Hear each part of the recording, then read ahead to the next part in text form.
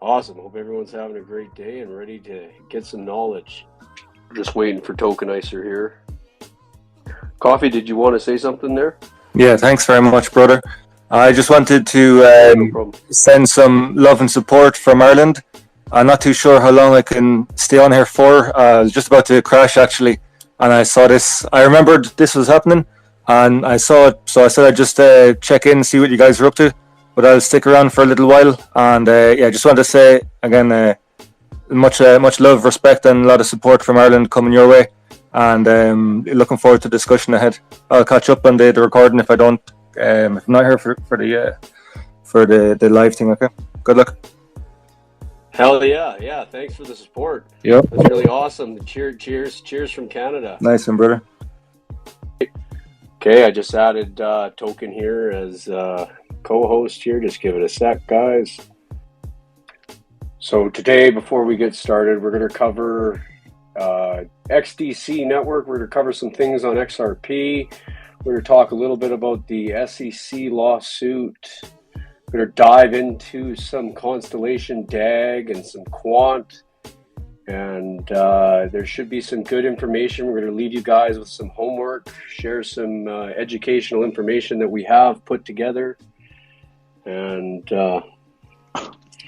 yeah, okay, there we go. Token, I can hear you now. All right, you can hear me? Sweet. Yeah, that's weird. Yeah. Apparently you can't use a PC.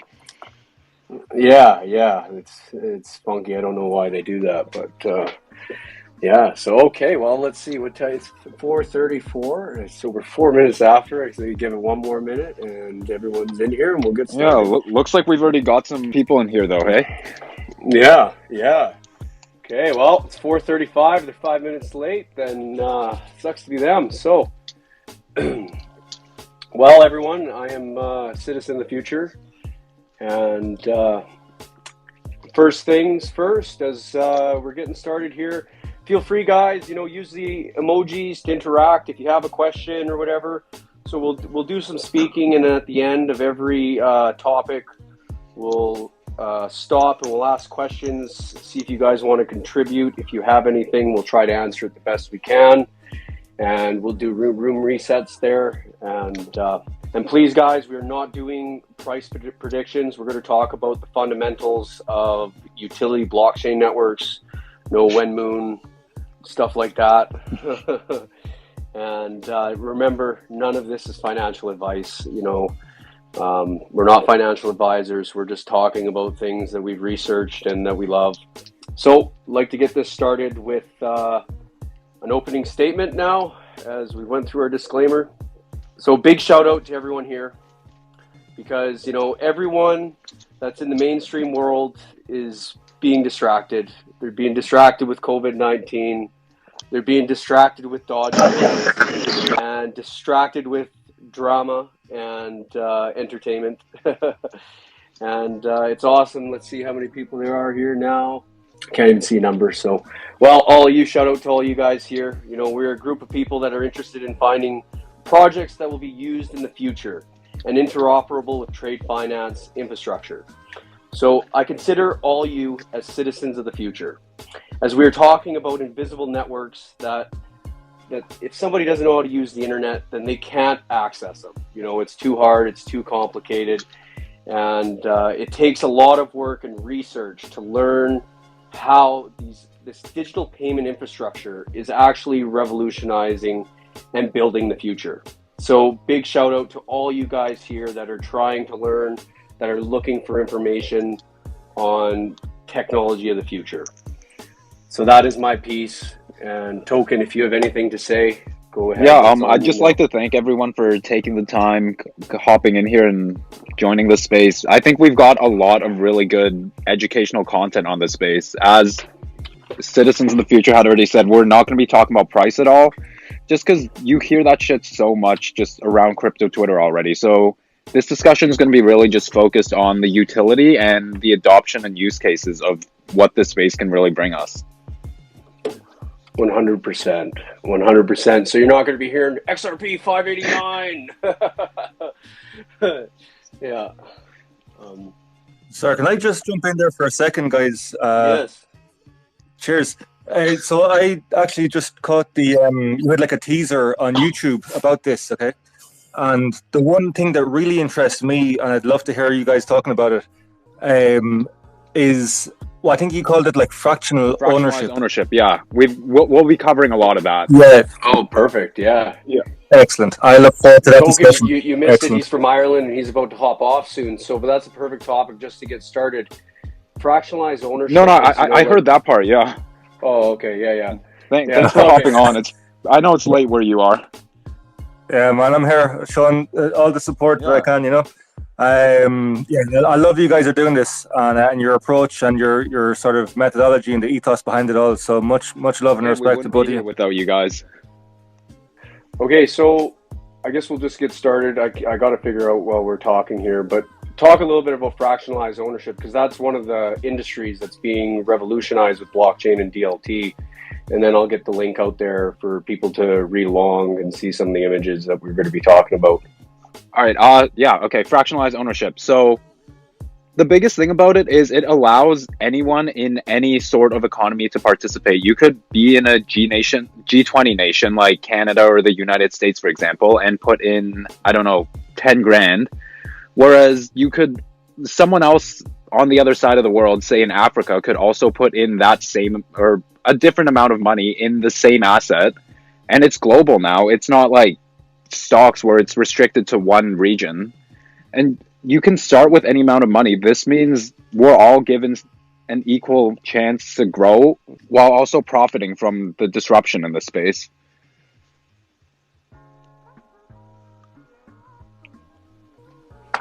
Yeah, and then like fractionalized ownership of properties one day that we can see, you know, with a tokenized, say if you tokenized a land title of a property, and you know, in Canada where we are, home prices are through the roof. A single family home is $1 million.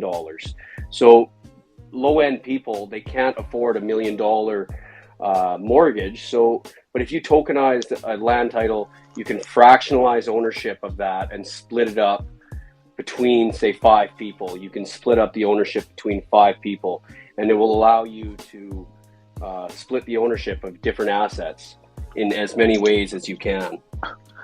Exactly, and it doesn't just extend to your regular typical assets and securities, like as we see with like these digital assets or even with stocks. It can really range to a bunch of other things. Like if anyone's into LCX here, you'd know they're really looking to take this tokenization approach to just about anything that can be viewed as an asset. There's people talking about tokenizing like the ownership of like Lamborghinis and stuff like that, just because with this technology you can really split the ownership and value of whatever you want, as we've seen with just a bunch of the bullshit in the NFT markets. Like there's pictures of monkeys being valued for hundreds of thousands of dollars. So if you can value a piece of digital art that I guess you could debate whether is good art or not, think of all the other potential things you could not only give value to, but create the whole economic inclusion incentive of everyone participating and everyone helping grow and bring value to that community. Okay, so while we'll talk about industries, just a quick intro into industries that are being revolutionized by blockchain and DLT. So we know the trade finance industry is being revolutionized with smart contracts, feeless swaps, digital documents. Then there's the health industry that's being revolutionized which is medical records, where they're digitalizing medical records and now is removing the paper from the industry because paper is slow, expensive, and broken. So I just tweeted the blockchain thread I wanted to show you guys, and if you scroll down, if you go to it, then you guys can see some of the educational stuff I put together to show you. So cross-border remittances is a huge thing. If you guys don't know about our current banking system, it goes through correspondent banking system. It's slow, it's expensive. They have Nostro and Bostro accounts, which are holding accounts. So say they're sending $1 million, or there's trillions of dollars moving through the industry, but when a bank wire transfer is sent from one address to the next, the money gets held in an OSTRO or BOSTRO account for 5 to 7 business days until that fund is settled, and it's just sitting there idle. It's not making no money, not making no interest, and that causes a liquidity problem for the industry. It's a huge thing. In cross-border payments like XRP, where you could settle a transaction 4 seconds and fraction of a cent, that's huge. And then we could see decentralized voting, record keeping, video game ecosystems like Fort and Gala Games, for example, where you're now introducing NFTs into video games, where players are playing to earn NFTs, and then they take those NFTs and they can actually sell them for real money. So now you have your son or family members that are playing video games, and they're actually being able to sell things that they're earning in the video game, which is huge. If you think about how many trillions of dollars are in the video game industries, it will change a lot of lives, because now instead of kids having these items that are worthless, they can actually trade them for real money value. Yeah, that's a great addition to it. Just like most of us understand, right, that this space is the internet of value, essentially. It's the second layer of the internet that's bringing the value in all these technological solutions that are going to help push us into this next fourth industrial revolution. And the beautiful thing about the creation of the internet of value is just, as we said before, there's the whole economic incentive of how anyone, even if they're unbanked, they can join in on this digital revolution by simply opening up a wallet. And once they have a wallet, they can now send and receive funds, and they're essentially part of all these communities.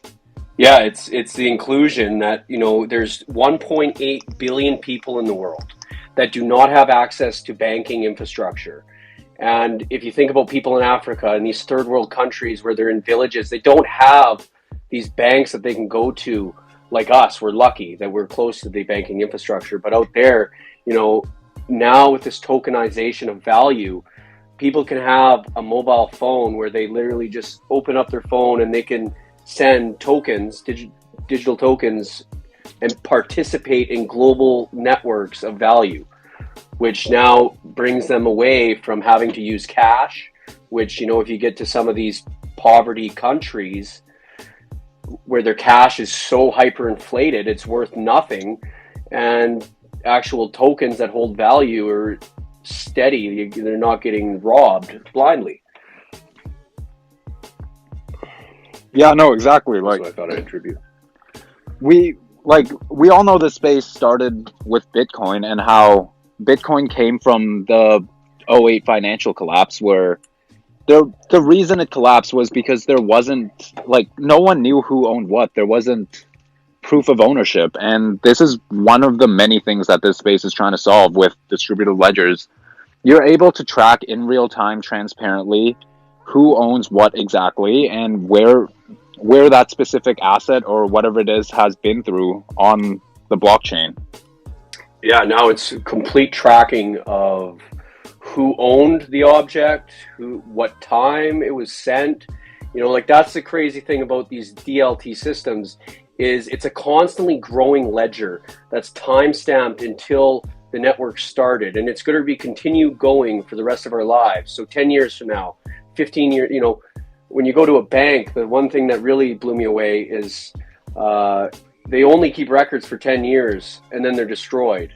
And if you don't have those records, well, then you're screwed. So if you have to get a transaction from 20 years ago, you're screwed. Like they say, oh, sorry, we can't help you. We destroyed our records. But now with DLT, with all this stuff being tracked on a permanent ledger, we are now seeing a complete track on a ledger, basically. Yeah, pretty much. Once you do something on a immutable ledger like these networks, it stays on there forever. And you could take that as a sort of double-edged sword, in the sense that anything you do, let's say mistake, it can't be erased. It's going to stay on the blockchain forever. But at the same time... Oh, what's up? What? Sorry, Am I cutting out? I just seen. Yeah, it cut out shit there, but I seen King showed up. King Soloman showed up.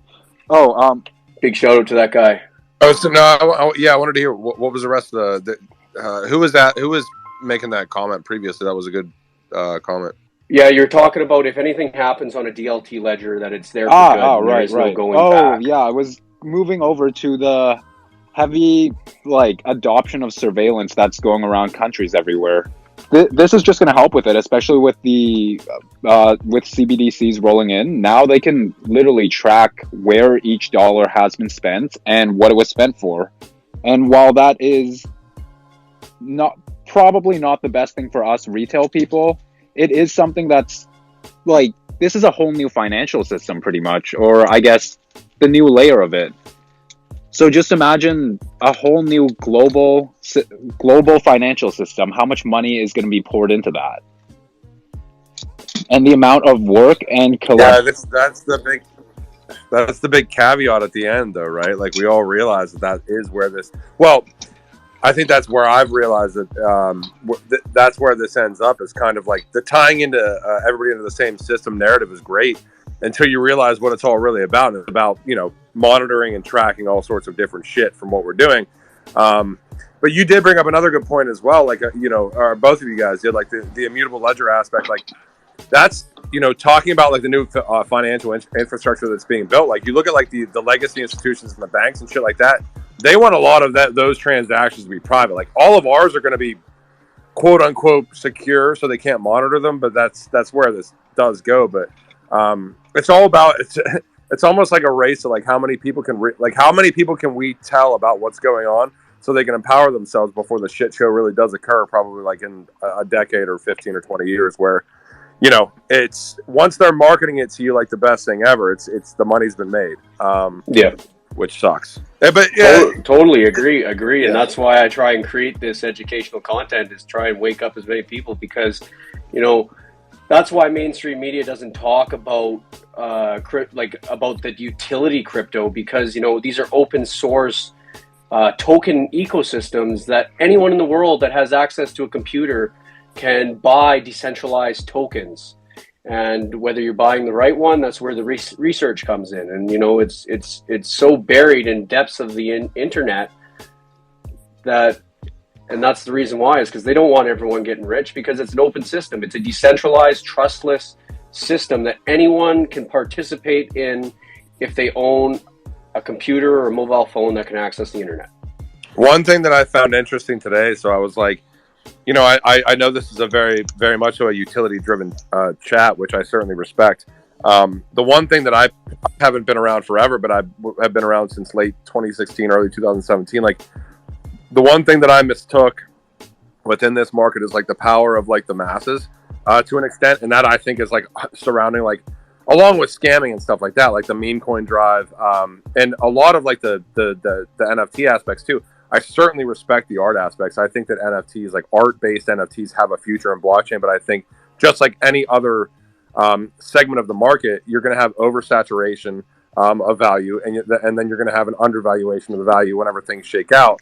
But I saw an article by a guy that's a huge fucking video game blogger and like content creator that I followed for like years. That I don't know if any of you guys play games. I don't usually, but the guy's name's like Kotaku, and he was basically like shitting on these NFTs integrating into Sandbox. And it's like, what's funny? Like I will be reading an article from the same dude in 3 or 4 years, and he'll be saying that he's launching his first NFTs. Like that's it extrapolates across. Like we talk a lot about utility and value from like the infrastructure that is being built out and stuff like that. But make no mistake, like NFTs, everything like that, like it's going to continue to grow. They may be oversaturated right now, but it's a wheel that is already in motion, and that wheel doesn't stop for probably a few decades until everything actually flushes out.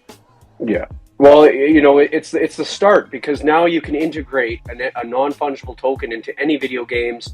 Like, I don't know why he would diss NFTs, because you have that in a video game, you're playing 3 hours and you get this sword and you're able to sell it for $250. Like, who's going to complain when you can play a video game and you can actually cash out whatever you earn in the video game?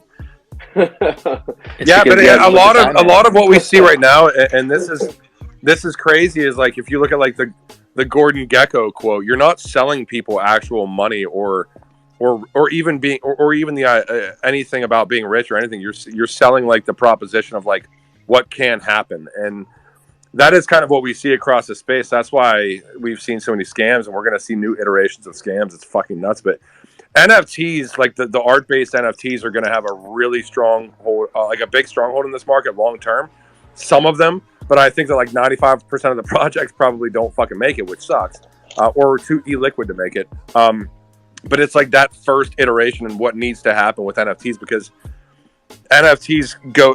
I would argue that at some point what NFTs represent as far as that like non-tangible ownership of something like that's verifiable are even much bigger than like the unit of account based assets that we see right now and are trading in right now. It's just like which ones and how far off are we from that happening? No, 100%. Like the current NFTs being digital art thing, I personally feel like doesn't quite do the technology enough justice for what it can really be, like say 5-10 years from now. That deals in that 100%. That's the lack of fucking regulatory authority there. Like, because if we, well, actually no, that's not true at all. Because people have fucking all the NFT space right now, they're 90% of them are selling securities to people. They're telling you if you buy my generative artwork at 100% sales, I'll start creating a metaverse, which is like pooled funds invested in a common enterprise based on the expectation of value of the work by others, and by others in this situation is the NFT project. So yeah, you're selling me a security. But yeah, I agree with you, dude. I mean, it's fucking crazy. Yeah. Like, people haven't really taken the bull by the horns, and they have a big opportunity right now if they were to do that. But it's about sustainability. What's going to be sustainable? I would love to just. That's kind of like what I think the best advice I could ever give to anybody in this space. Don't buy anything at all-time high, and look for things that are going to be sustainable in a year, 2, 3, 4 years, 5 years from now, because that's what it's about. Yeah, it's about. Hey man, could you say that security thing one more time? That just really made sense, and I just want to like replay that in my head. Sorry to jump in, but that was pretty cool. No, but the NFT and the security thing. I mean, it like being a part of like the XRP community. You get very familiar with like what the Howey test potentially implies, and obviously what was like the 1940s or whatever. But essentially, the definition of a security is an investment into a common enterprise with an expectation of value based on the efforts of others. And what a lot of these NFT projects, and here's where I think it gets fuzzy, is like, and I don't want to negate people innovating and launching things, because you can launch an art-based generative project and sell it as that, and then down the road add in additional utility and value, whatever the fuck you want to do. But if you phrase the sale around, hey, I'm going to sell this art-based project and we've seen this so much. There's 8,888 at 25% sold. At 25% sold, you'll get access to the Discord. At 50% sold, you'll get access to the website. At 75% sold, you get access to the merch store. At 100% sold, we are going to start flushing out the 1,000 goldfish fucking metaverse that we have no idea how we're going to build. And it's going to create so much value for you. Like, it's the fucking most idiotic thing I've ever seen, because it's literally incentivizing people to buy the initial thing based on something that hasn't even been built yet. And the funds from that initial thing are going to be utilized to build that thing that it hasn't even been built yet. And you expect value, a future value from what's about to be built. And that's, I think, it's a huge disconnect in trust, especially like we've seen like the Time fucking catastrophe where that one dude was like the Danielle dude, and I wasn't in Time, was apparently did a lot of great stuff for the community, but also made a huge mistake in saying, I thought that this person had changed. And the person that he thought that it changed was this fucking chief financial officer managing hundreds upon hundreds of millions of dollars that was accused 2 times for felony aspects and fraud. And it's like, we need to be fucking like on top of our game in this space when we're researching projects. And when hype cycles occur and bull markets occur, it gets much more difficult to do that, because everybody wants to catch the next best thing, and it's human nature. But man, I mean, there's a lot of shit, and I think the gavel is going to drop. And I think, and I'm sorry, Citizen, But I think like the XRP / Ripple case is going to be a fucking watershed moment for this whole space, and I'm just interested to see what happens. Oh fuck yeah, I do too. I've been waiting for 4 years to see the to see the XRP's real run, but we've been just getting crapped on here. Once my headphones are dying. I don't even necessarily I love XRP. I think that it's going to do. I think that it would do great on a level playing field with all the connections and the rails and everything else. But I don't. I've diversified to the point where I don't necessarily care. I want the SEC and I want the United States government to show their hand, because we haven't seen what hand they're going to show yet. At some point that happens, and I'm really curious on how it affects this space from a macro standpoint. What's going to be built, what can be built. I'm just more interested in how to survive moving forward in this space based on what comes down probably from one court case. No, that's a really good point. What the regulators and the top 1% do is going to play a huge part. As much as we preach how the disruption in the space is going to be, it's still generally speculative. We don't know what they can do yet. But at the same time, we've also got to remember this is a global asset class, and it's not something we've ever seen before like this. You could argue, I guess, commodities like gold are also a global asset class, but they don't have that whole community and network effect like all these assets do. And did you guys see the BlackRock announcement today? I did not know what it said. No, I haven't. I haven't. So there was an illusion. Now this is from CoinDesk, so take it with a gigantic fucking grain of salt. But BlackRock essentially, through the way that the CoinDesk article was phrased, is that BlackRock is going to essentially start operating a crypto trading platform with that, and then it said BlackRock has $10 trillion of assets under management, but CoinDesk didn't do the due diligence. I did a video an hour ago.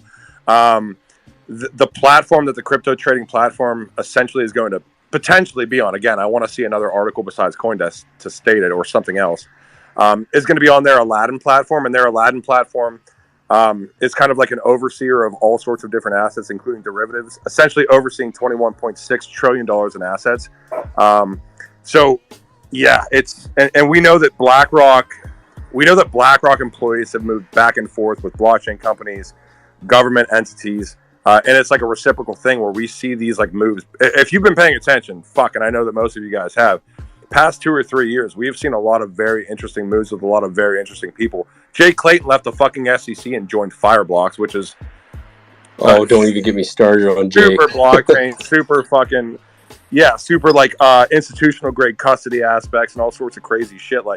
That's all that we need to be doing is just paying attention to what's going on. And BlackRock, arguably, potentially running the world, obviously. Ridiculous. It's fucking it's so comical watching it happen, because everybody can see what's happening, and then trying to convince family members, and they're like, well, I don't know, because it seems really scammy. And I'm like, yeah, well, I don't know what to fucking tell you. The richest people in the world are doing this, so I'm going to try to do it as well. Sorry. Yeah, I mean, it gets to a point where you can try to help your family and stuff as much as you can, telling them why these networks are actually going to be utilized in the future, but it's entirely up to them to decide if they really want to dive down that rabbit hole, right? And there's a lot of people that still are extremely skeptical of this, and I guess looking at it from a quote-unquote normie's point of view, you can kind of see why. This is essentially digital money that's A, intangible, but B, you're trusting automated systems to process and validate everything. And that's, in theory... am super excited. I will say one thing. Because, if I'm not going to show YouTube or anything, but, if I look at, analytics for people that, actually watch some of the shit that I try to put out, the 13 to 18-year-old age range is 0%. 0% of people are watching my shit. And I have kids that are in that age range. And I know that there's this, sense of entitlement just essentially within that age range of people, for the most part. And I'm really interested, when those people get into their mid-20s, they're just going to be we think it's the Wild West now, but imagine what those people are going to be launching. They're I can certainly just do whatever the fuck I want to do, without any expectation of anything. It's going to be complete insanity. It'll be really fun to watch, I think. Oh, totally. For sure, yeah. Yo, Citizen, I just wanted to add that I've realized we've gone pretty far off topic of our initial list. Yeah, I see that. I mean, we've had some really good info come in here, but if you wanted to still stick to the script, that is, I'm good with anything. Well, yeah, I think. Sorry, guys. No, that's okay. It's all good. You brought some really good points, man. You brought some really good points, and like especially with the SEC, just talking about that. I know that was one of the big things we were going to talk about is the corruption. That they talk about the Bill Hinman changing it to his own personal opinion, but I was around and. When they released that speech, and that was taken as clarity. That was on the media. It was on in front of everyone that Bitcoin and Ethereum got clarity. While XRP was being left behind, and it's funny now that they're being pushed in a corner in this lawsuit case that they're having troubles backing out of, and seeing those 1,000 documents that they said they didn't have, and now that's being shed to light. I just can't wait till we all need to keep putting pressure on the SEC. And keep tagging them and say, hey, you guys are lying, because this is truly not fair that they give BTC and Ethereum a free pass, but they don't clarify XRP when everyone's been asking. Hey, you have in the pinned tweet, you have Zinfin listed. I saw it, and maybe touch base for a second on this, because I know you're a big XDC guy, and I hold it as well. Yeah. The Explorer announcement was really cool. Like, I was reading through the blog, and essentially, I love because I'm a fucking asshole, and I like researching and tracking certain things. Like within the Explorer, the ability to get email notifications and stuff like that for certain wallets and potential tracking and stuff. And I think Zinfin's a monster, obviously, within especially core to settler, all that stuff. It's gonna be ridiculous, but yeah, it's. I think there's a lot of big things, and I was just about to get into the Zinfin. I finally figured out how to share the first tweet there. It took me long enough, but there's so many big things I think coming with XDC Network and the trade finance industry, and just with the connections that I have put together through my research, and with Inigio as their digital document transformer, where they can attach digital documents and use XDC for settlement, which is going to be huge for the whole trade finance industry as a whole, because 99% of the trade finance and the supply chain is paper. And with that paper, they don't get the data points, they don't get all these things, and it's just fragmented, it's slow, and it's broken. And I think XDC is a big solution to that, especially with their partnership with ITFA. I have to do I did a deep dive into Zinfin a year ago. I have to do another one. My guy, you should take a look at all my deep dives, because I've done many hours of research, and I put it all together in thread form to show the biggest partnerships that I found, to make it easy for everyone to put their research together. I'm definitely going to have to follow all of those different initiatives.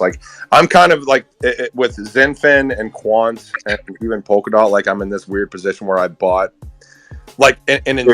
insanely early. So I kind of am just okay, I think that even with that small amount that I put on, I'm okay, I can look into other things, but that's a mistake, I think, too, because especially when opportunity knocks, it's there's going to be these enterprise grade assets.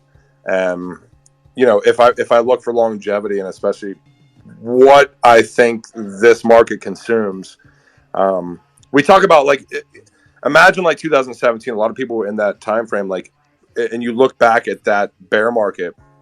A lot of people would say they would have been better off just holding Bitcoin or Ethereum. Certainly true in that regard, but as these layer ones kind of evolve and continue to grow, it's really fucking interesting to see what they're going to do, because I think that the store of value at some point has to shift to utility over speculation or inefficiency or just whatever going on right now.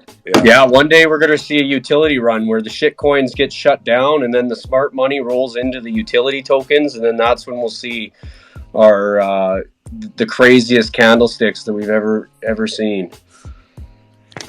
Makes me think we might be a little ways away from that right now, though, with the definitely coins going up to billions of dollars of market cap, and you're oh my god, there's there's so like even like I'm a big Hedera Hashgraph guy. Tokenomics, like you can shit on tokenomics of anything almost, but it's like I look at a lot of these like enterprise grade assets and I'm like, okay, well why would the tokenomics be in the way that they are?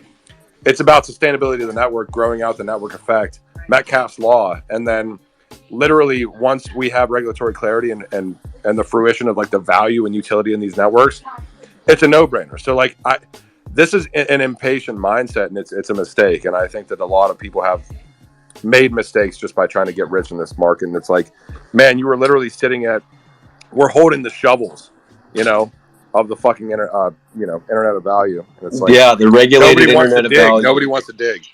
Yeah, exactly.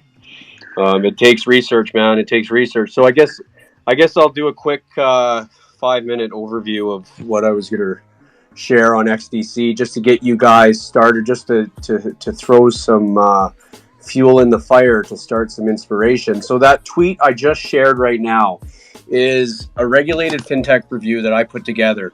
So XDC Network is partnered with the ITFA, International Trade Forfeiting Association, and they have an initiative called the TFD Initiative. And that TFD Initiative, if you click that document, hopefully it brings you up. If not, then I'll have to send it again. But it's the number 8th in my thread of threads if it brings you to the top of thread of threads. But if you click it, and it will show you the TFD initiative and who's a part of it. But you see HSBC, you see ING, you see ICC. The International Chamber of Commerce has a DSI initiative, which is a Digital Standards Initiative. And the DSI initiative points to 2 different things, which is Trade Trust Network, which is a trade finance platform just like XDC. And it also points to the XDC, the ITFA DNI initiative, which is another initiative. And it's just a bunch of conglomerate of these huge trade finance companies, and they work all together digitalizing documents to make a trade finance ecosystem. Because right now there's a small medium enterprise, there's an SME trade finance gap, which is around $5 trillion to get back to pre-COVID times, and that's lack of funding that the banks have for small medium enterprises. And so 40% of SMEs worldwide do not get access to funding because the banks don't have the liquidity, the enough funding to give it to them. And by SME, obviously, just for people listening, small and medium enterprise, obviously. Small medium enterprises. Yep. So that's the companies all around the world that make the world function. It's the small guys, the medium guys. It's the ones that are the builders of the economy. And they are the ones that are having troubles with funding because there's a lack of liquidity in the current system. And so also in that thread, if you all are there, I hope you all are there, I talk about Initio Time. Initio Time it's a digital document platform.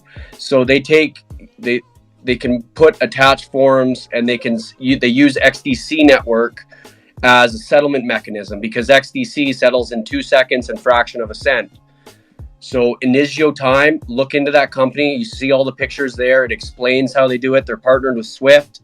They're also interoperable with the ISO20022 standard, which is a messaging standard for traditional finance. So this is the trade finance rabbit hole. So XDC is used for trade finance. XRP is for wholesale, CBDCs, micro payments, and XDC is a trade finance network. They also have this MLETR DDoC standard. If some of you guys have followed me, I've written on this. What that standard is, MLETR, is Model Law on Electronic Transfer Records. It is a standard that is being pushed around the world globally. All these jurisdictions are going to accept this MLETR standard, and that is a standard to have these digital documents to interoperate with other trade finance networks that may be on a different system. So it's a standard put out by the United Nations Commission on International Trade Law. So the United Nations put together that standard, and they're pushing it through all their countries across the world to update to that standard. So then paper is phased out over the next 5 to 10 years. Oh, that's a lot to get off my chest. Does any, dude? Yeah. You know what we should do? 100%. Like, I just followed you. DM me. Like, I would love to set something up where, like, do you? I don't know if like, do you have like do you like a YouTube channel or anything? Like, I would. Yeah, love, like, yeah, I do. It's in my. I'll send you a video, or did you DM me?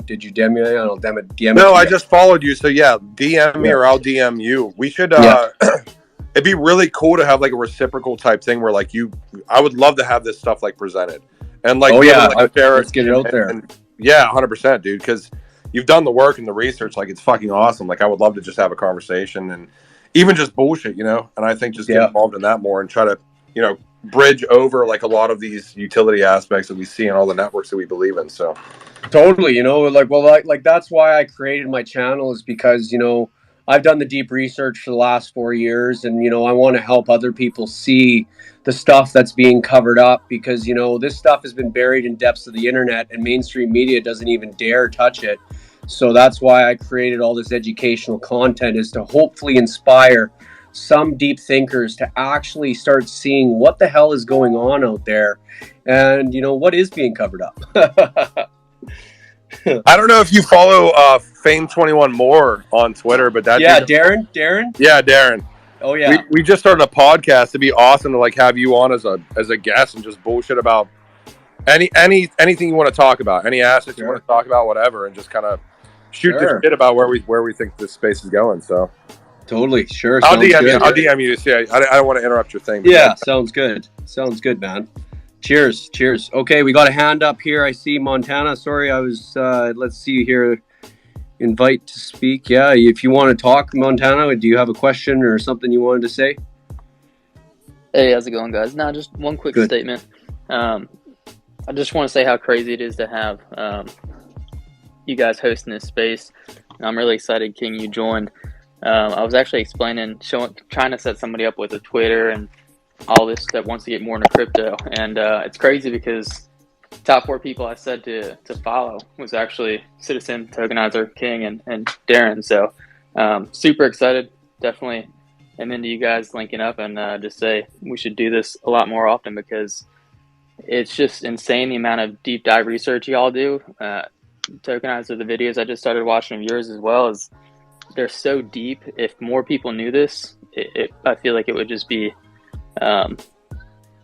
it's just crazy. I don't know, but that's it. Just want to say thanks, guys. Really appreciate it. And I look forward to the rest. Thanks for giving me the kind words. Thanks for giving me easy follows, dude. Because I just followed. I followed you too, dude. Token. I gotta watch your guys' shit, because like even just the talk that we even had tonight, because you guys just reciprocate kind of the same mindsets that I potentially have in this space, and that takes time to put that stuff together, Citizen. Like putting a framework of thought together where people can kind of see the path and what things are involved with, and just at least trying to tell people like, hey, this is like it. I'm not saying this is a guarantee. I'm just saying that like it's in the ballpark of being utilized, and if it's even in the ballpark, like Jesus God, is this a huge opportunity, you know? Oh, 100%, no, for sure. Like, go on. Were you gonna say? Oh, okay. I was gonna say, like, nothing in this space or even in just like financial markets are ever a guarantee, unless you're talking maybe like the only guarantee you can find are bonds when it comes to assets. But if you like, as we were talking about the deep dives we've done, we've seen the World Economic Forum, the IMF, the ITFA, and even like a bunch of central banks around the world. They're all we hear them talking shit about this space, saying how they're speculative assets, risky, used for money laundering. But if you really look what they're doing behind the scenes, behind all that bullshit they're saying, you'll see they're actually preparing for everything happening, the digitization of all assets, tokenization of money. I think that people are slowly starting to kind of like, it's taken time, but I even look at like 2017 when Jamie Dimon was saying that if anybody at JP Morgan was caught buying Bitcoin, he'd fire them, right? But then the next fucking year, like in the right where the bear market hit, like there was a study that was like, JP Morgan acquiring, Bitcoin mining licenses and all sorts of stupid shit. It's like people are starting to catch on to it, but it's like, man, it is literally right there in front of it's in front of every single one of our faces, and it's like I do look at like those enterprise grade assets. XDC is certainly in there. Quant for me is in there. I think their Ashraf with the governing board is going to be fucking insane. There's still, but there's probably like 10, I think. But there's going to be so many more too, and it's like paying attention to research and like people like Citizen and Token. Like this is crazy because these guys are really providing a service, and it doesn't matter. Like this, I'm glad I joined the chat. I'll shut up. Sorry, dude. Yeah, no doubt. No. If you have anything else, just add it. You're putting a bunch of useful shit in here for everyone to listen. Is there anything else you want to add about XDC, Citizen? I think that's pretty good for tonight. I seen Dakota there wanted to say something. I think that's good for right now, and then we should move on to the next. So Dakota, you go on. Yeah, sorry, my audio is pretty shit right now. I'm at the gym, but can you hear me okay? Yeah, I can hear you. Yeah, I just want to say I appreciate you guys doing this space. It's awesome seeing King here too.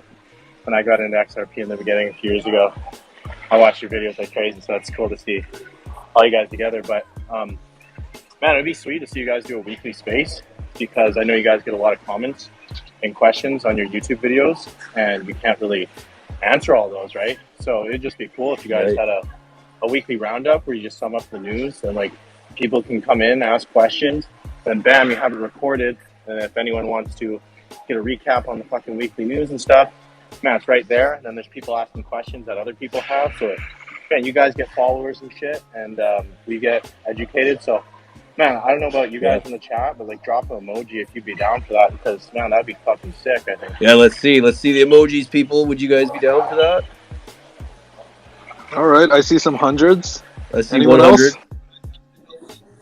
Yeah, I think that's a great idea. My emojis count for 5x the other emojis. I gave one.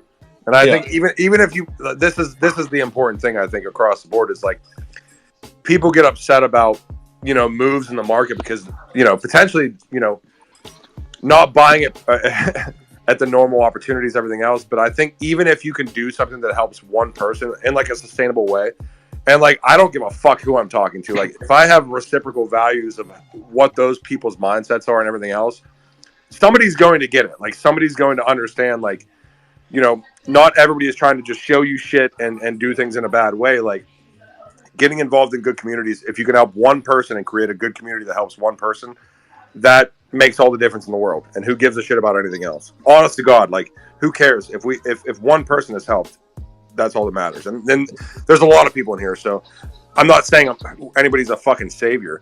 I'm just saying, like, just continuing to provide educational mechanisms to the communities that you care about is really important. And I think I would love to see more people, start to do things like this, because I see chats and I'm like, man, I love joining into these chats. It's fucking awesome talking to everybody. Yeah, 100%. Yeah, no, exactly. This just adds to the whole, like, we're starting a community. Crypto's already bringing communities enough, and then we're kind of starting communities of those communities, talking about these assets that will play a role in our new regulated financial system.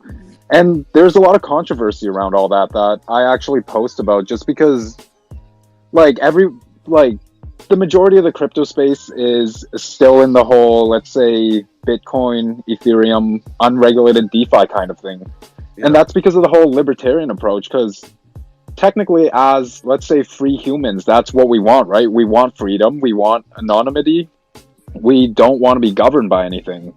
But sometimes you have to take a step back and realize, as disruptive as this technology is, the 1%'s power isn't just going to go away like that.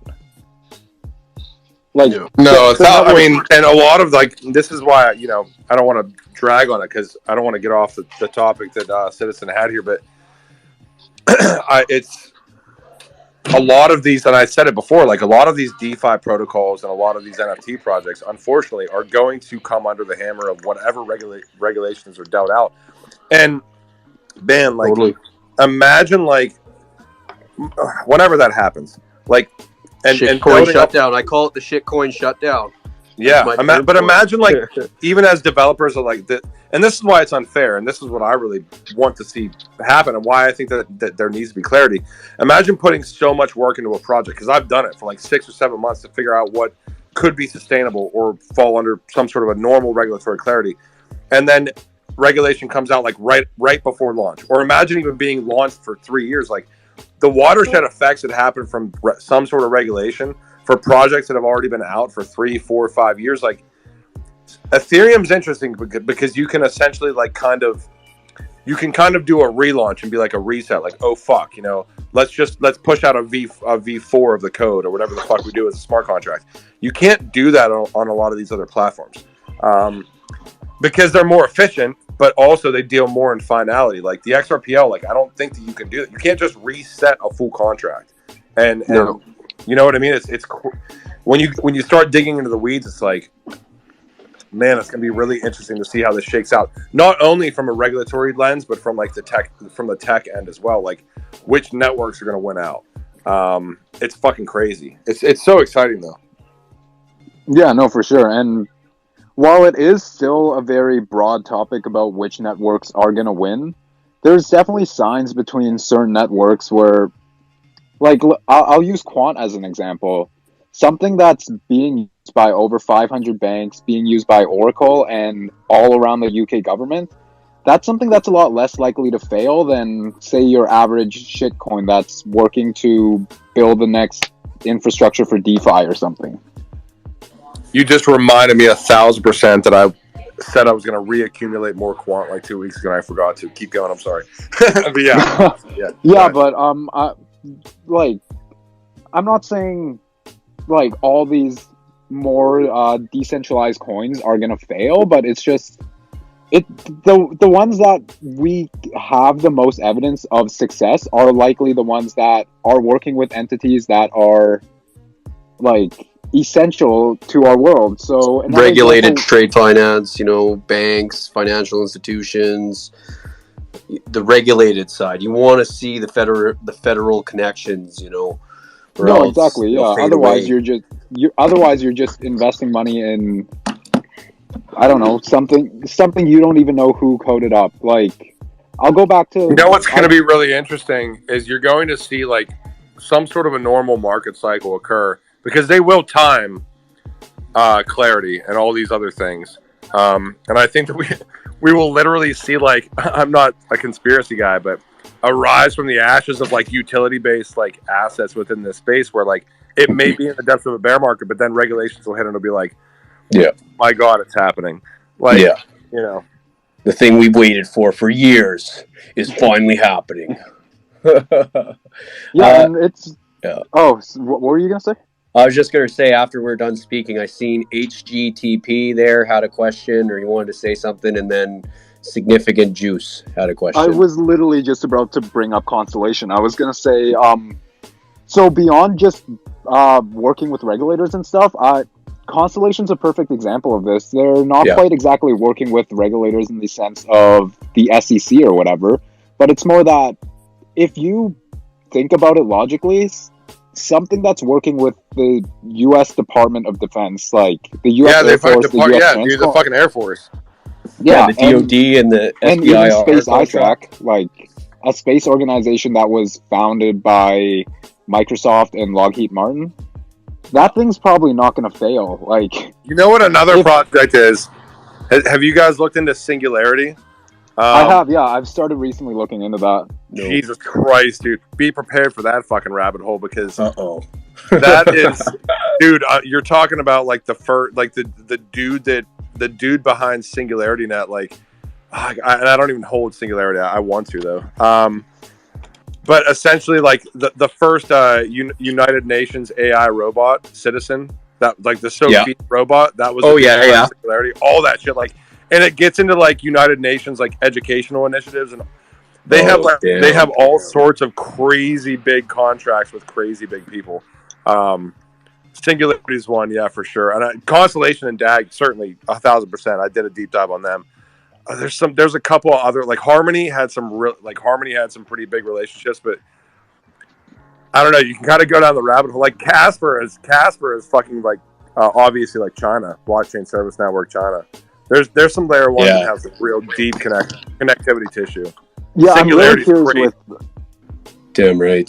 There's so many. It's crazy, man. Like the amount of hours, it just keeps going deeper and deeper. And then once you start seeing how these networks intertwine and how they can interoperate value between them, it's crazy. And we'll get into that a little deeper here. But yeah, is there anything else you guys want to finish off before we? I think we should ask a couple of questions here to the ones that wanted to speak, because I've seen there's a couple people. Yeah, there were a couple of speaker requests. Anyone want to add something? So HGTP, you go first, and then we'll move on to significant juice. All right. So first of all, I just wanted to say, Tokenizer and Citizen, you guys are both fucking awesome for helping me and then everybody else in this space. By the way, this is my first time ever speaking in this space. Sweet, welcome. So, yeah, thank you. But I did get some pretty good insights from y'all's tweets, and I don't know if Citizen has a YouTube channel, but I have seen Tokenizer's YouTube channel, and then I came across Citizen's Twitter, and I learned a lot. I went through, I went through the whole thread, and you know, it's crazy everything that's happening in the world, and it's really feels good to be a part of this. Because I feel like it's like a once in a lifetime sort of opportunity. So it feels good to kind of have an upper hand, I guess, in knowing these utility coins instead of just, because I was deep into Solana and all these other, I mean, not to shit on them, but these just feel more superior for some reason. I'm not sure why. Well, I guess it's all the utility, but we don't have downtime. We don't have downtime. Yeah, exactly. That's one reason for sure. And then I also wanted to mention, just like how King said Singularity Net, I've definitely looked into Singularity Net, and I've done so much research, and I do hold a big bag of that. So hopefully it takes off. But anyways, I wanted to ask Citizen and Tokenizer, if you could only hold 3 cryptos, then what would those be? Just a question. Do you want to go first? I can't do it. I can't do it. I can't hold this 3. All right, I'll go then. Only 3. Yeah, I just want to know y'all's top 3, and then I want to know why. USDC, Tether, and the Shiba. Shiba Inu. What about SafeMoon though? Shiba Inu, Dogecoin, and SafeMoon. BitConnect. Hedera, Hashraf, Quant, and XRP. Those are my 3. All right. I will give my 3. Those are my 3. I'm Quant, XDC Network, and XRP. Mine would be Quant. Those are my 3. Constellation DAG, and then give me a moment. But it's hard. I got too many. It's just My first 2 are usually always Constellation and Quant. I think for my last one, I'd have to go with Zinfin XDC. Yeah. Okay. I just wanted to sort of pick y'all's brain, but thank y'all for letting me talk, and keep doing what y'all doing. I really appreciate y'all. Okay. Oh, we got a couple other requests here too. So just one sec. We're gonna go with Juice, and then we'll get to the other 2 here, Zach and Marijuana. Hey guys. Hey, just going off of I guess the theme of this space. I don't know. It's really my first Twitter space, but welcome. The future utility of blockchain, I guess, and then I heard somebody mention something about these like institutions or LLCs or financial business structures that are developing digital assets, and how that's important to incorporate in the future of blockchain going forward. So like, I'm really excited about Helium and the Reaper coin. I've seen something like that, and I think they'll be instrumental in building passive income for people in an automated future and world where there's less jobs. You know, I think that'll be a big part of what crypto and blockchain technology can do for us in the future. So I don't know if you guys have heard of Reaper. I mean, Helium and HNT. No, I've heard of Helium through the DAG partnership, I think, but I haven't heard of Reaper. Yeah, same. It's an XRPL token. I'm not very good at doing research, but I've tried to look into it. I don't know if you guys wanted to look into it maybe a little bit and put something in your Twitter or channel. I don't know. Okay. I'm not trying to shill it or anything, but it seems to be a very good project. They seem to be all doxed, and you know, I don't know. Okay, well, thanks, man. Appreciate the recommendation, and yeah, for sure. Thanks Cheers. for hosting. Yeah, I got a quick cheers, question. man. Yeah, marijuana, you, and then we'll go to Dave here. And I may have ended up in one of these chats like a couple nights ago, but I've been buying XRP for a while now. Over the past couple months, I still bought some, but my portfolio. Can I on ask my you ledgers, a question, marijuana, real quick? Yeah, have sure. Have you been watching the Alex? I was going to say marijuana pump stream. have you been watching the Alex Cobb pump to $1 live streams? Alex Cobb. I actually think I may have seen that name over the past couple of days, but actually, the only reason why Zach Rector, I recently started following him, and it sounded like he was watching this, and that's why it popped up on my Twitter. But the Alex Cobb thing, I mean, what was that again? No, I mean, it's a joke. It's a joke. It's a lot. Okay. So I love that dude, by the way. But a lot of people get super excited about XRP, like at like 80 or 90 cents. No. So like at 22 cents, I spent a lot, and 100%, dude. 13 cents, 11 cents, 22 cents. Anything now, I think is good. Sorry, dude. So, anyways, So I bought some more, but either way, my portfolio is 90% XRP. I finally bought some XLM because I just I was buying XRP. And then I got some algo, and so I successfully got all of those onto my ledger. I did the little algo governance thing just for fun. I don't really know much about it, but $100, figure it out. I don't know. My question really is I really like XDC's price, and it's ISO20022 and all that stuff, but it's kind of a simple question, I guess. Do you guys have that on your ledger? Do you know how like cold storage XDC where you have to get a decent wallet because Ledger is lacking. They're slow. I've been asking for 6 months to get it on there, but they just, I don't know, they're so swamped with everything. They just haven't put XDC on their things. But if you're going to store it, you can either do a soft wallet or you can buy a decent wallet, a software wallet, which XDC XinFin Network created an application where it's just a Google Chrome browser, and you can store your funds safely there. Just don't lose your key phrase. Okay, you said it's on Decent. So no, Decent's the software wallet. I have a link in my main thread there if you want to save $50 off the one, or you can get a software. The software wallet's free, and it's just a Google Chrome. If you just search up XDC Pay. So it's so cheap. I only put like a couple $100 in, honestly. Yeah. So, would you? I mean, long term. I'm long term. So switch if it it's over an to ISO coin, it's only going to get hopefully easier to store it. Or I'm fat with my XRPs. I'm really not. I don't really care. There you go. Yeah. So just put it on the software wallet. I don't think it matters if it's a ISO coin or not. If it's going to get easier to store, but even with a small amount, if you're longer term, I think it makes sense to have a cold storage wallet. And it's not decent like Wayne's World decent, but it's like decent, like so it's like No, yeah, I already have. I've downloaded practically everything and like put all my shit in my safe, but I don't necessarally have anything in every wallet. It's just like there. So then where it was, should I store? Because I think somebody had a lot of their funds tied up into like Celsius and a couple of these other like yield bearing platforms.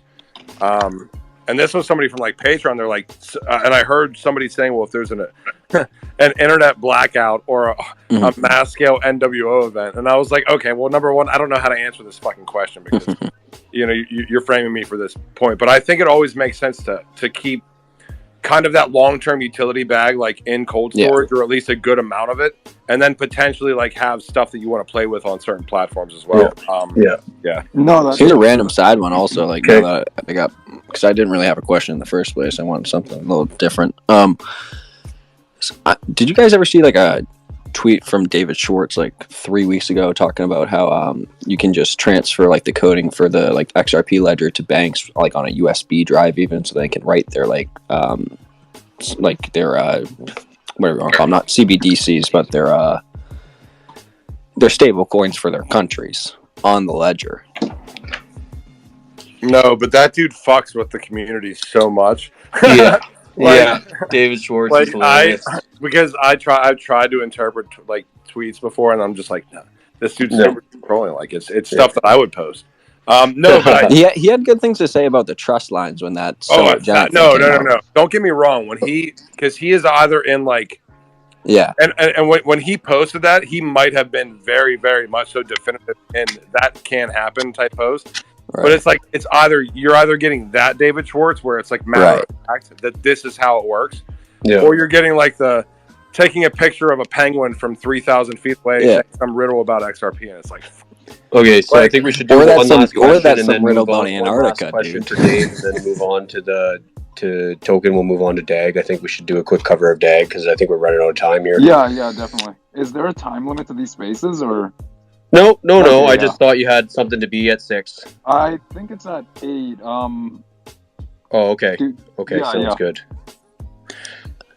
Where I was going with the central bank thing was like, if that was true, what David Schwartz was saying, it would be interesting to think about these countries, on like the not free world end, pushing the central bank digital currencies for control, but then being able to actually trade with other countries, meaning being forced to like actually like have to log on to essentially all the partners that Ripple's made. That was my only weird kind of train of thought, where it's like, because I always see XRP kind of as this like almost Trojan horse where they've been just laying back, making connections, and just waiting to like kind of save us, I hope. I don't think I can feel this for 30 seconds. Sorry, Citizen. I can try to. Oh no, that's okay. That's okay, man. We're all participating. I just don't want everyone getting bored or something. That we're just everyone's entertained. XRP centric. Sorry.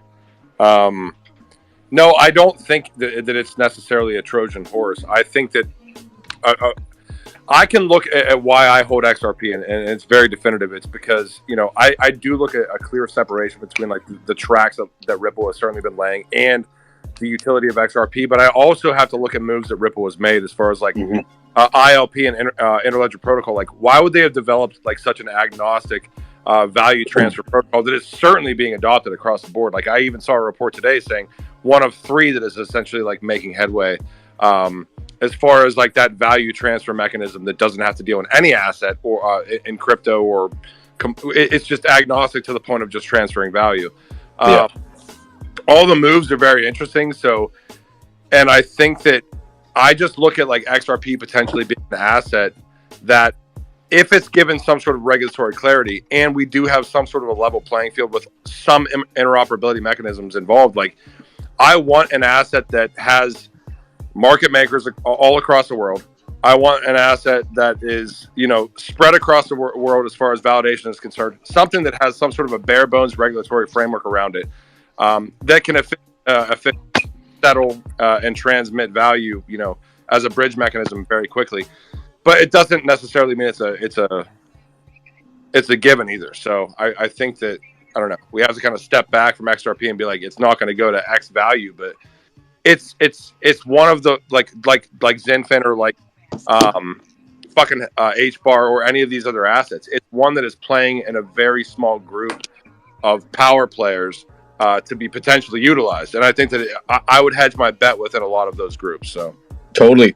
Well, like, especially like just bringing up the Interledger protocol, I just shared for everyone that's here that if they want to see some partnerships that I've seen with the Interledger protocol, you got Mojaloop.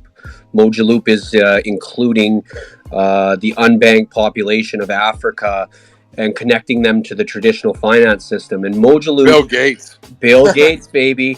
He doesn't know we're talking about him right now, but he probably does now. But yeah, Bill Gates, the Bill and Melinda Gates Foundation, they built Mojaloop, and Mojaloop has literally built off of Interledger protocol, and Interledger protocol can use XRP for their settlement channels.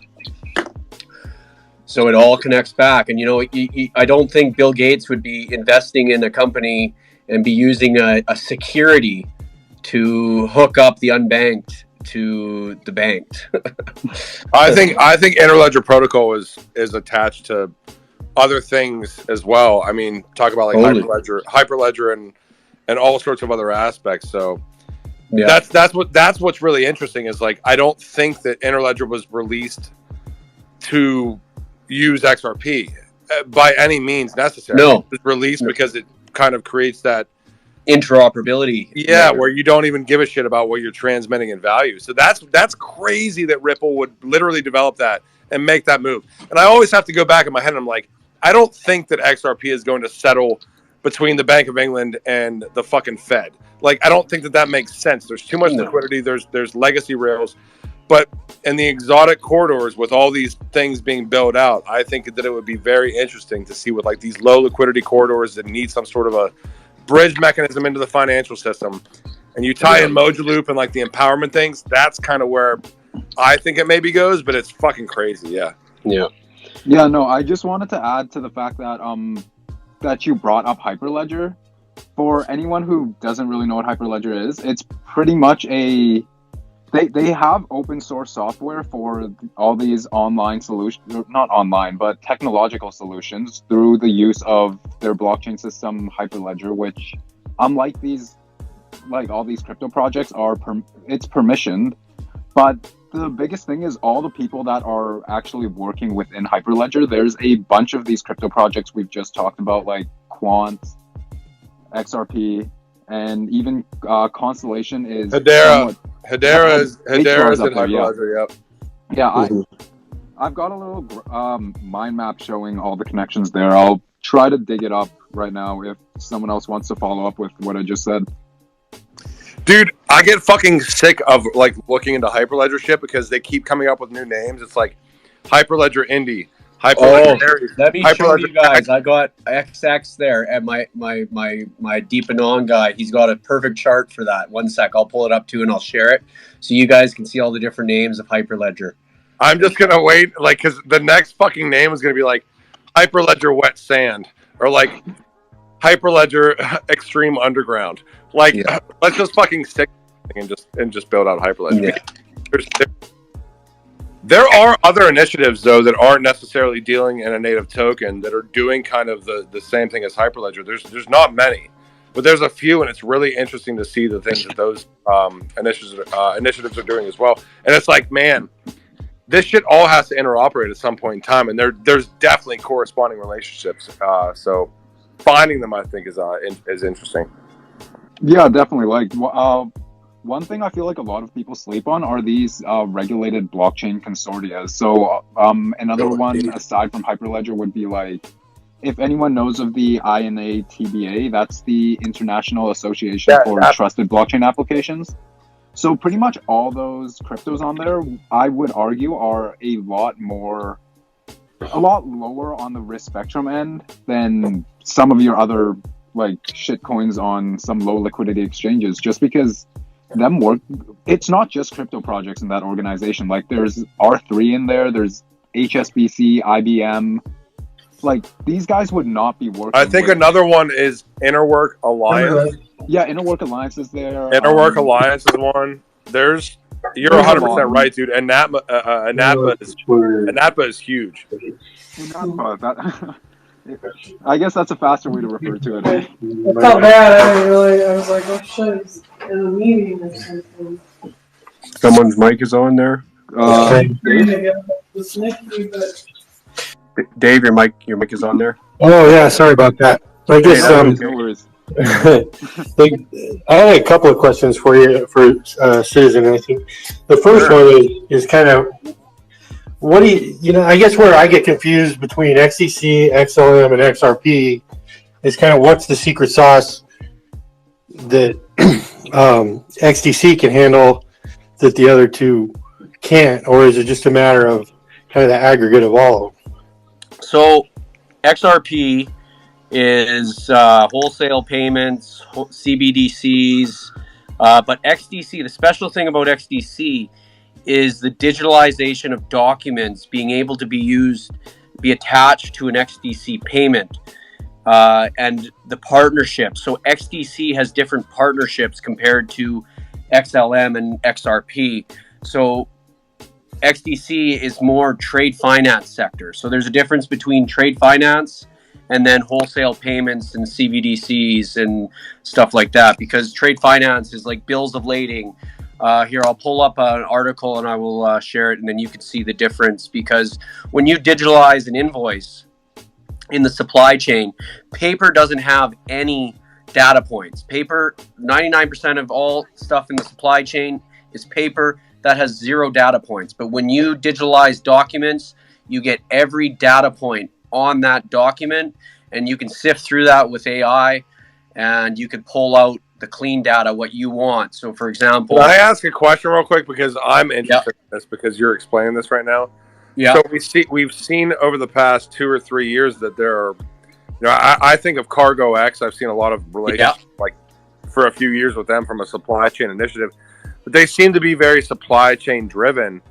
If XDC has the functionality essentially of like tying in documentation into a payment or a settlement mechanism, what would be the need for a supply chain coin? Why couldn't XDC just facilitate that and just swallow that as well, and also have more liquidity and all the other things that you would need to kind of do that on a mass scale? And it sounds like that is what's fucking possible. Am I stupid in saying that? No. So now, so Cargo X is actually a part of the TFD initiative or the DNI initiative. So they actually interoperate with the XDC network. So it's literally just, there's so much money and value in different companies worldwide that we're going to have multiple successful networks that are going to be a part of the trade finance digitalization of documents.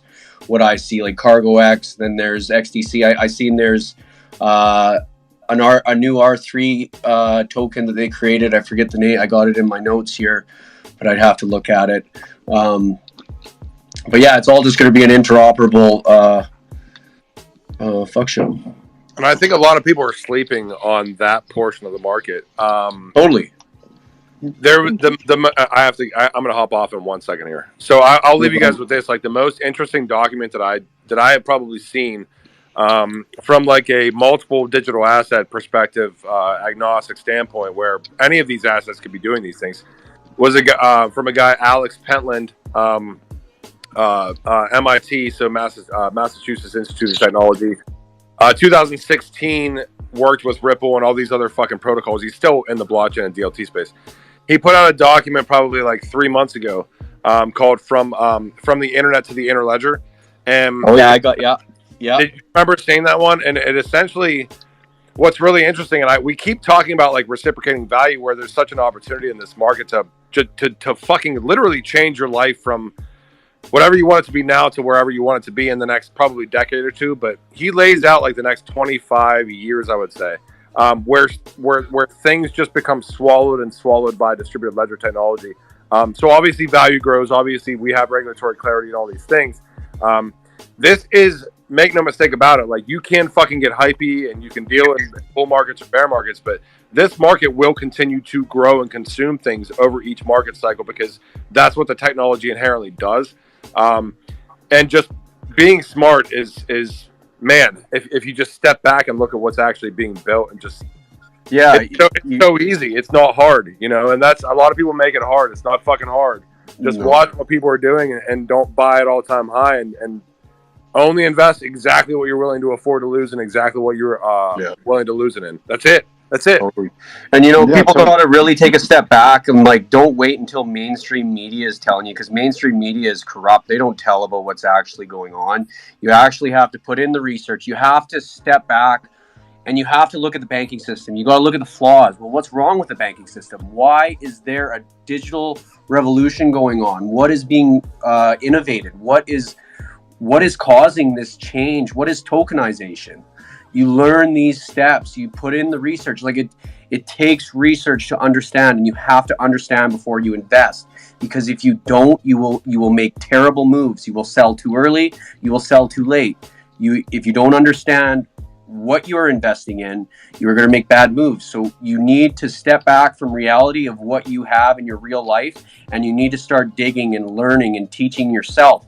Because if you don't teach yourself, then you're going to make a mistake, and then you're going to do something wrong, and then it's a constant learning thing. You make mistakes along the way, but it's just putting in the work. You got to put in the time, and I see Dakota wants to say something there. Yeah, I'm just curious. So, say someone's starting to research and all that.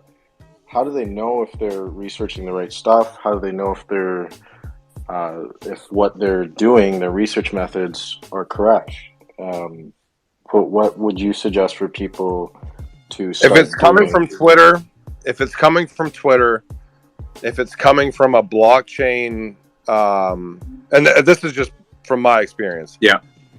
If it's coming from Twitter, if it's coming from a blockchain company like CoinDesk or any of these fucking things, or if it's coming from even any major news outlet, like Forbes and things like this are like a little bit more reliable, at least to potentially like be like, okay, well, it's always about like kind of vetting it out like through third party like mechanisms. So it's like if I find an article in Forbes that I think is interesting, or a banking article I think is interesting, I will like click on that article, and then I will like actually do like targeted searches with like quotations around them. So like X company, blockchain, and then PDF, and like try to find like actual things that have been potentially announced or launched. It's like it's almost impossible to research unless you're like, I don't know. Is that a really shitty answer, Citizen? Maybe you guys have better ways of doing it, but like it's always about like vetting out anything that I read, like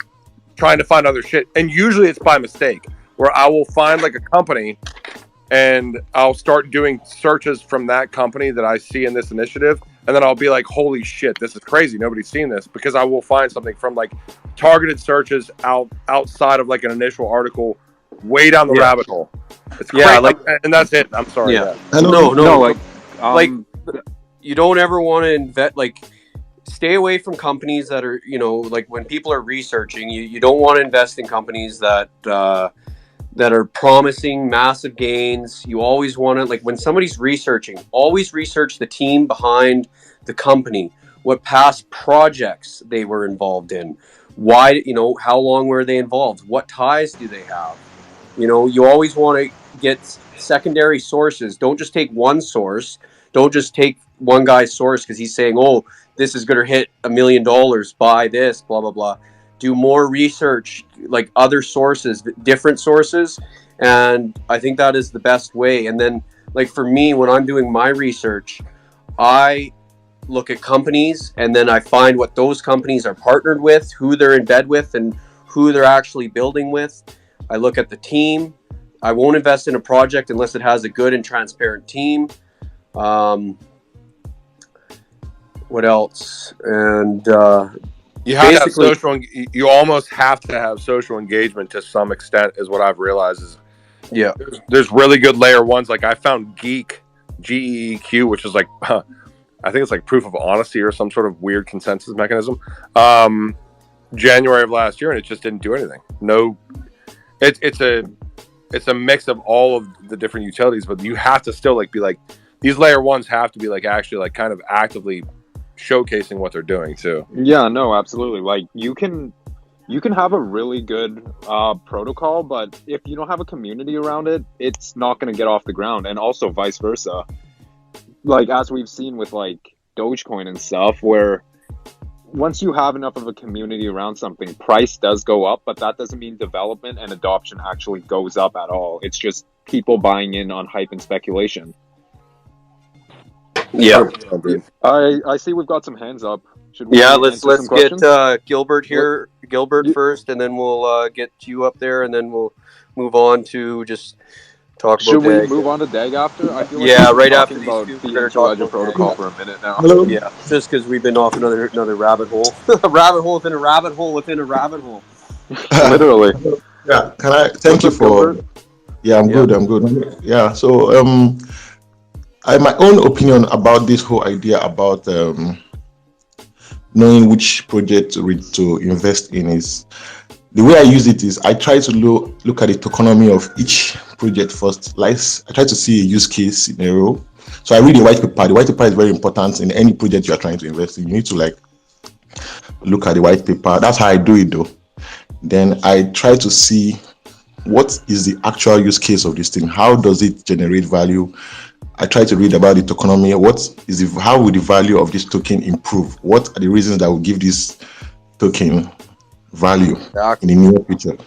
So basically, that's a great way to look at it. Sorry, I didn't mean to interrupt.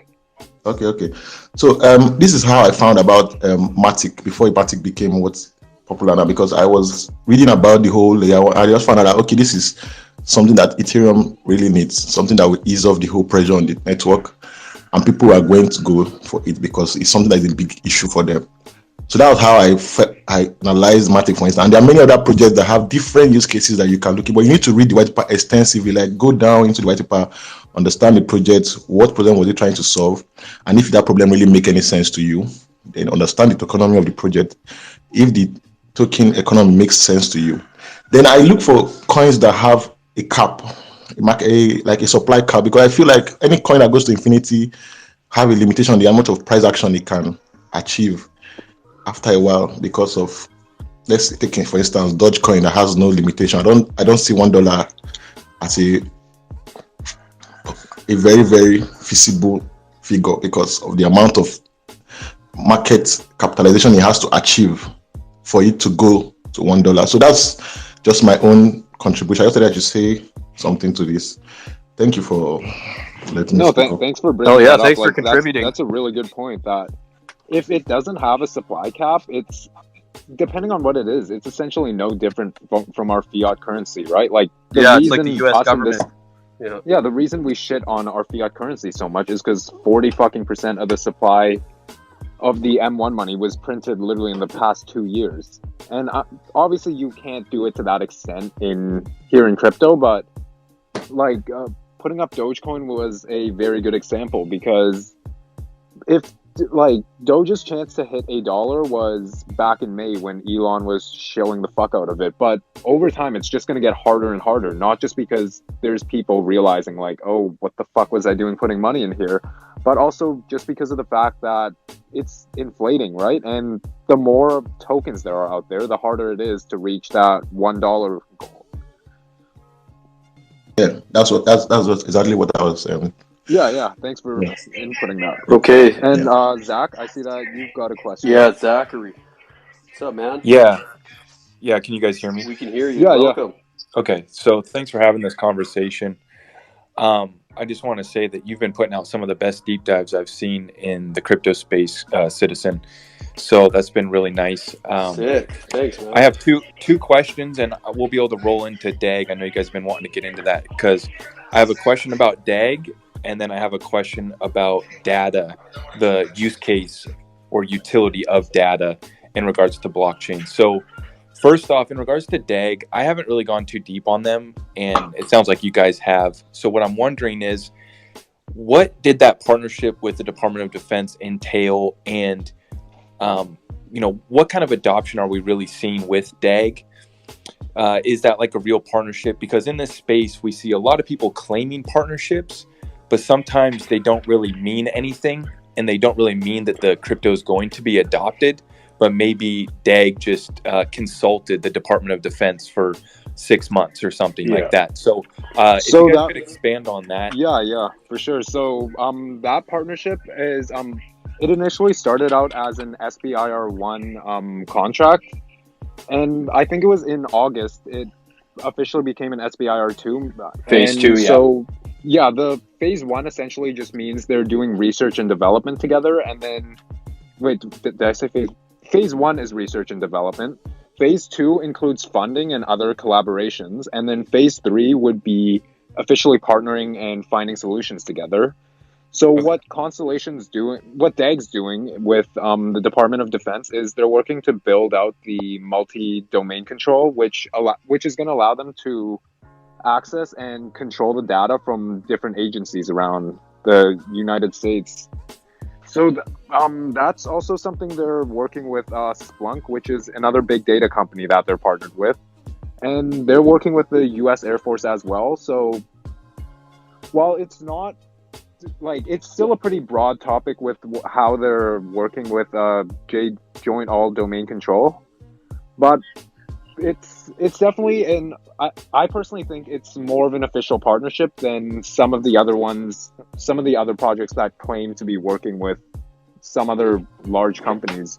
Right. Just because you can, this goes back to, sorry, I don't remember who it was that asked how we legitimately research these projects, but one way of looking at partnerships when researching is if you, let's say shitcoin A says they're partnered with, I don't know, the Bank of England. Well, if you were to look on the Bank of England site and you couldn't find it, well, you should probably take that partnership as a grain of salt. Whereas looking back at DAG's partnership with the United Air Force, you can find information of that and stuff that the Air Force has said about what Constellation is doing. And I feel like that just adds so much more validity and legitimacy to that partnership, just because it's not just one side of the party that's discussing what they're doing. It's both sides.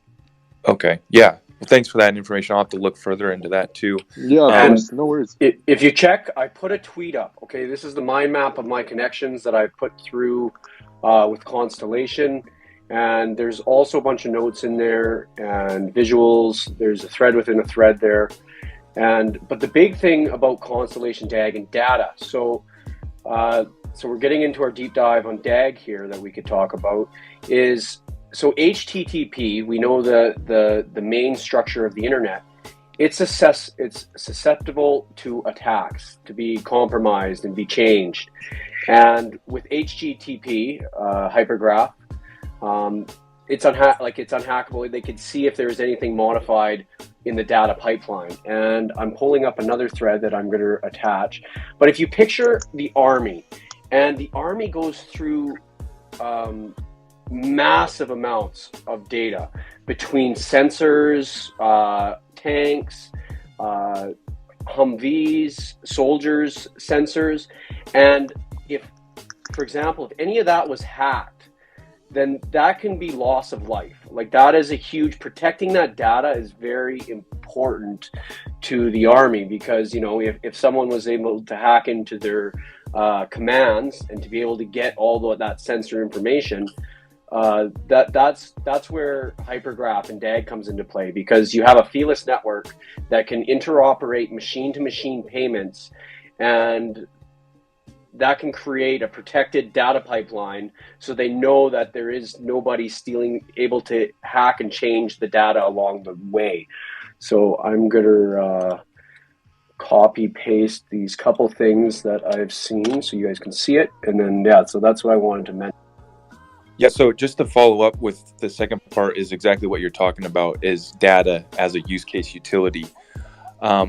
I had a conversation with Quincy Jones back in August on my channel, and we were talking about data and how you don't necessarily need a token that is speculatively traded by us retail investors, and it might actually be a turnoff for adoption by some companies. And so what I'm just wanting to get your guys' opinion on is, do you think that is an issue for DAG and for other like data cryptocurrencies that are going after that use case? Because I can see the utility. Obviously data's massive, but are they going to want to use a blockchain that's tied to a coin or a token that is speculatively traded amongst retail investors? The way I see it is, so while it is, I guess, operating on I guess DAG is a DAG, it's not a blockchain, but similar things, I don't think people would be as worried about that in the long term, as it's not exactly like Constellation is an official company that has a CEO and everything, but the hypergraph network is arguably separated from them. Like, they don't, at the moment, they still have control, like Wyatt is programming everything for there, but in the future, it's going to be more and more decentralized as more nodes and light nodes come on. And at that point, I don't think people will be wondering like, oh, I don't really want my data going through a blockchain company. It's just going to be, oh, my data is going through the hypergraph. And the goal for that hypergraph is to make it as decentralized as, say, the internet is, by spreading nodes around the world. It's an infrastructure layer, but the thing is, with the L0, with the state channels, the Department of Defense really doesn't care that, because they're able to make private state channels for the Department of Defense and enterprise companies that need to move data between different layers and stuff like that. And one big partnerships that I've seen with Constellation Network is they've also been partnered with Space ISAC. And also, if you guys look into the next threads that I've posted, there's some images showing some of the stuff we were just talking about and the devices and the interconnecting and what it is actually used for. So you guys can see some imagery behind the magical things we're talking about. Awesome. Thanks for answering those questions, guys. And like I said, I appreciate all of your deep dives and information. Yeah, no problem. I'm glad that you can take advantage of them and actually use them to build your knowledge. So yeah, that's awesome. Thanks for leaving feedback. That's motivation, man. Dude, did you want to further elaborate a little bit on state channel, Citizen? I feel like that's something that really sets Constellation apart from all of the other competitions and also the whole layer 0 standard thing. Because smart contracts are literally just state channels. They're literally just smart contracts on steroids. Like, smart contracts pretty much operate on a if this then that programming logic, whereas state channels are much more robust and allow for other forms of data to come in. So it has a lot more real world business application because of that freedom for developers to code it to something else beyond a if this then that. Yeah, just one sec. I'm just pulling up my notes here that I've got. Just give me 2 seconds. Yeah, sounds good. Does anyone have any questions about Constellation at the moment? We could answer them while Citizen's getting that out. I see a significant bird there. Yeah. Oh, sure. A speaker. All right. Yeah. Significant juice. What's up?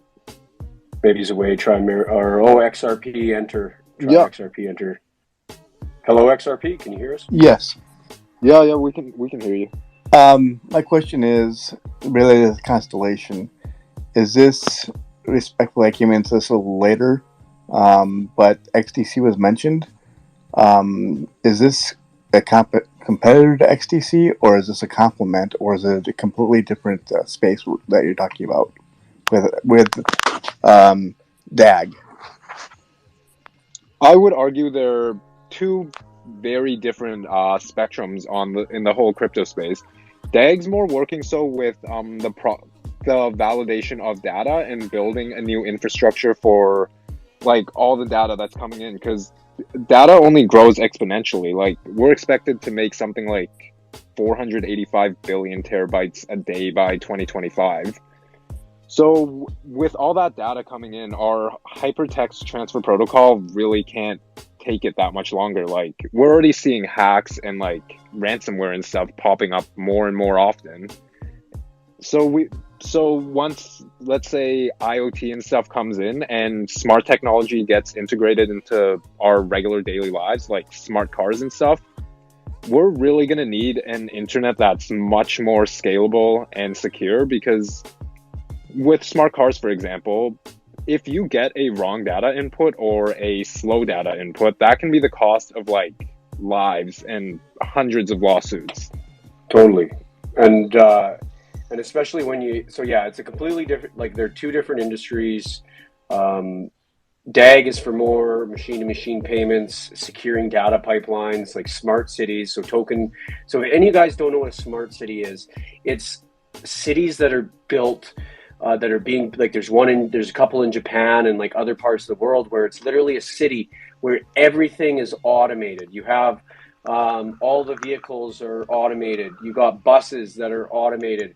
You got sensors and everything, and all the light sensors, and everything's communicating with each other. So you have massive amounts of data being moved between, because like these cars are on the grid. The grid is now telling them when they can go through the lights, et cetera, and it's all interoperating. Okay, I value that feedback. I know that there's a huge community following the ISO20022 group, and that's why I wanted to make sure to confirm the difference. Again, thank you. Yeah, of course. No Glad problem. we could help. And to add on to the whole DAG with ISO 20022 thing, one of the advisors on Constellation's team, they were actually one of the founders of 2200 Labs, which is basically a organization that's working to help accelerate the adoption of the ISO 2202 standard. So while DAG isn't exactly working with the whole banking and financial thing, I'm about to share an awesome smart city mind map for you guys, okay? So if you guys are interested in seeing visuals, mind maps, things that challenge your knowledge, there's this account here in this thing. If you see the two white X's, his name's XX_1133. He creates these deep utility mind maps, and they outline networks. They allow you to visualize. I shared them in the beginning there of XRP and the XLM ones he created, but they're gorgeous. Give him a follow if you like that stuff. I'm about to share it here. One sec. And I see Mitch, you asked a question here, so I'm just gonna, should we let him ask the question while you're getting that? Oh, I just pulled it up. I can just say this quickly and then we can get on to Mitch's question. Yeah, sounds good. Michael Sigel, he's an advisor of Constellation, and he's the CEO of 2200 Labs.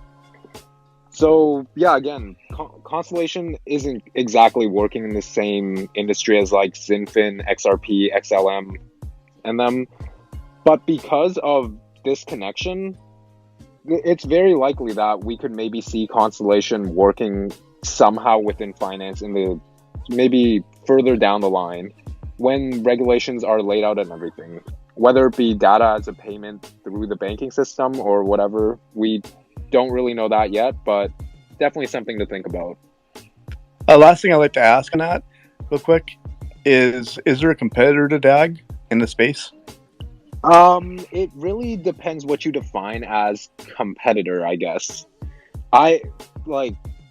There's a lot of other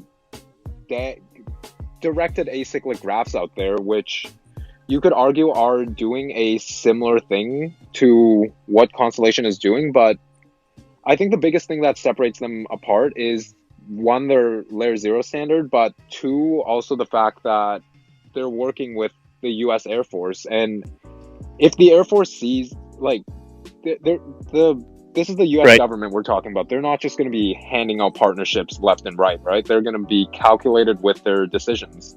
They've got a budget to stick to. I agree. I thank you for that last bit of feedback. I'm very familiar with white paper, so I'll just take a look at that. Thank you. Sounds good, man.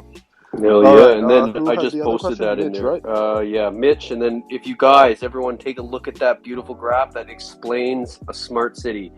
One day, I bet you 20, 30 years from now, maybe we'll be able to afford to live in one, but I know they're expensive because they're just being built, and the richer are living in those. But yeah, that's pretty cool. Hey, Isaac. Hey, how's it going, guys? Hey, man. Good. I'm good, thanks. Hey, am I skipping ahead of anyone? I don't want to jump the gun. No, HTTP is taking a little time to load, so yeah, just fire away. Great. So a comment on a previous question, and then also a question of my own. Just wanted to expand a little bit on the DAG competitors for smart cities. Something that everyone needs to be aware of is that IOTA has some pretty deep ties into the European Blockchain Services Infrastructure Network, EBSI. So that's basically the European Union's blockchain to basically run most of their digital identity and other things. They're in the third phase of the contract at this point. So just be aware of that in terms of competitors. Yeah. Not going to happen over in the U.S. Obviously, the U.S. isn't going to hand over its defense networks to a company partnered and built over in Europe. But thought everyone should just be aware of that. And then the other thing too is that, for me, I have a little bit of trouble differentiating between the layer 0, that DAG's essentially forming, or what they call layer 0, which is interoperability between all these networks, and then what Quant is providing as the rails. So I was hoping that you guys could maybe go into a little bit more depth differentiating those two aspects between the two networks. I know DAG is a little bit more data centric, and Quant is legacy systems and APIs, but I feel like from what I know and my understanding, it seems like they are similar functions in a sense. So, did you want me to? I'll just. You go first. Yeah. Here. So, did you ever read the Quant Network and Quant Constellation Technical Integration Overview white paper? Yes. Okay, because there's some really good points in there. But so, DAG is for protecting the data between those networks. So, Quant is like the interoperability layer. And then from what I understand is DAG is the data protection layer. Maybe Token can go in more depth. Yeah, that's similar to what I was saying, what I was going to say. The fact that in their partnership for smart cities, so Constellation is going to be building a connector into Quant's Overledger, and Constellation's interoperability method is more so extracting data points from any data source, so that they're able to go through, let's say, I don't know, Bitcoin, and grab the data source from Bitcoin and interoperate it into their network, right? Yeah. And they can, and so reading this right here from that paper in my highlighted notes, it says Constellation provides application support. And it organizes data streams. So it could take data streams from these networks and it can organize them. It integrates with existing data management and tech stacks and consensus as a service based on reputation for democratic real-time verification of data. So it verifies that the data is legit, and by appending the Constellation developer tools to data pipelines, they provide a way to secure those pipelines at scale, while creating an immutable audit trail to big data feeds. So once it's added to the data feed, it's immutable ledger. They can use AI to sift through it, whatever they need. And the Constellation Hypergraph is built to accommodate production-ready data environments and are compatible to existing tech stacks like StackPath, MongoDB, Databricks, and Cloudera. And so it's just basically protecting the data and allowing it to be able to interoperate through with AI, et cetera, et cetera. Gotcha. It's interesting when you put it like that. It almost sounds like they're an Oracle system along the lines of Chainlink, providing data to Quant's Overledger. So Constellation's actually, they're not exactly an Oracle, but they have solved the Oracle problem through their proof of reputable observation consensus. Where, the functioning of it. Yeah. Just tracing back to the point of origin where the data came from, right? Like interesting. But to add on to the question you had, so I mentioned Constellation or Hypergraph extracts the data from any other network, whereas Quant is more so. Here's how I like to look at it. So if Constellation's kind of like the land that connects everything together, like on the Earth, I look at Quant as the sky that connects quite literally everything as well, because the sky just it's like Overledger. It reigns over everything. Whereas if you take I don't want to shit on any other networks, but Polkadot, for example, they're also another interoperability solution, right? But their method of interoperability is more so building bridges across every other, I guess, continent, if we want to keep sticking to this analogy. So you can eventually see how building all these bridges is not only more inefficient, but leads to a lot of potential bottlenecking in the future too. Okay. Yeah, no, definitely. Thank you. I do have another picture. Now, since you mentioned IOTA, I just shared XX. He created an awesome mind map of IOTA. And if you guys want to look into it, there's some good research and just like connections of the IOTA network on there that I just shared in the top tweet there. And I'm getting the Constellation one just for another picture for you guys. Thanks, Citizen. Appreciate it, man. Yeah, cheers, man. Okay, there's one other person there. Hippie. Oh, Hippie. We'll get Hippie here. Hippie, did you have to say something, and then we'll get Gilbert there. Hey guys, this is XRP. I just want to say thank you for providing all this information on DAG. and also giving the feedback related to validation. I'll just say I've been in the space for a few years now, but the great thing about having these communities is learning and continue to grow as we fill our different bags and continue building more. So, hats off. Exactly. Thanks. Cheers, man. Cheers. Yeah, thank you for being here. All right, thanks for let's see what participating. Gilbert, what's up? Yeah, so I just wanted to ask a question. There was something you said about interpretability. That's discussing about the dot network. I just wanted to understand because I actually it caught my attention when you said there could be bottlenecks in the future. When you, with your analogy, I kind of saw it that way. I've not seen it that way before. I was always looking at the whole security angle, but I didn't see the angle of when it has to bridge to so many other networks that it could be an issue later in the future. So I just wanted you to expand on that idea. I don't know. I'm talking to Tokenizer. I hope I'm calling that right. I'm sorry. Yeah. So are you basically asking the what issues could occur with so many bridges? Yeah. I just wanted to see your own opinion about that concept. So the thing with building a bunch of bridges is, one, it's not as efficient, right? Because now with as we're already seeing in crypto, there's new networks that come out pretty much every single day. So they pretty much have to build a bridge to every network that they want to interoperate. And I'm sure you can see why that would become very time consuming and capital consuming in the long term.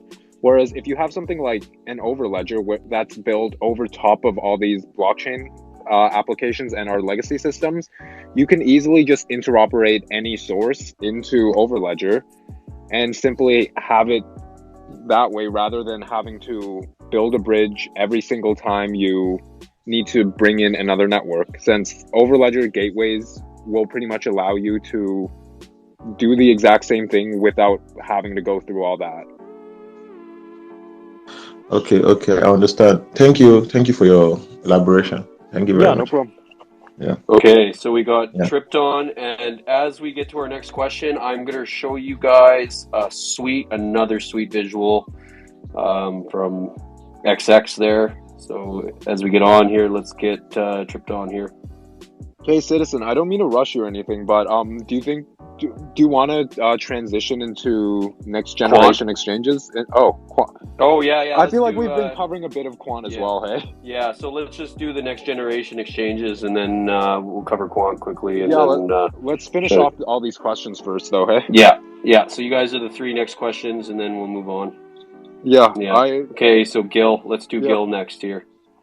Gil, what's up? Hey, what's up, guys? First of all, thanks for hosting the space. You guys do amazing work. I have, I'm a huge utility token holder and across the board, and I've been, trying to do what I can in terms of researching the tech side of things, and I'm not very good at the tech side. I don't know whether you're the two of you are collectively on this space with the knowledge bases around, but I'm trying to, I guess my question is, what is your thought process between why the tech of, these utility tokens, Quant, XDC, XRP, HBAR, DAG, like these, the difference between hypergraph and the interledgers and whatnot. Why is it going to be a better opportunity than the potential of the big block? Because is big block technologically more scalable? I mean, I'm trying to figure all that out. So I don't know if you guys can help me, because I don't want to diversify into something that's not going to be utility based, but the technology is where it always goes, right?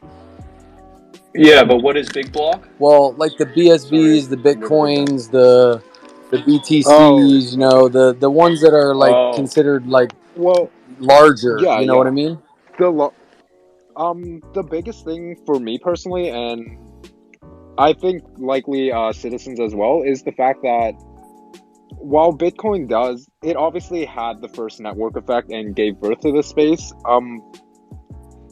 that's about it for what it can really do, to the extent of just sending money back and forth. Like, yes, there's Taproot with the smart contracts now, but it's not really an optimal space to build out actual regulated applications on. Like, personally, I find it very hard to picture a government building an application used by other agencies on Bitcoin's network, whereas they could build it on a more regulated and semi-permissioned one to prevent any like potential malicious attacks or anything.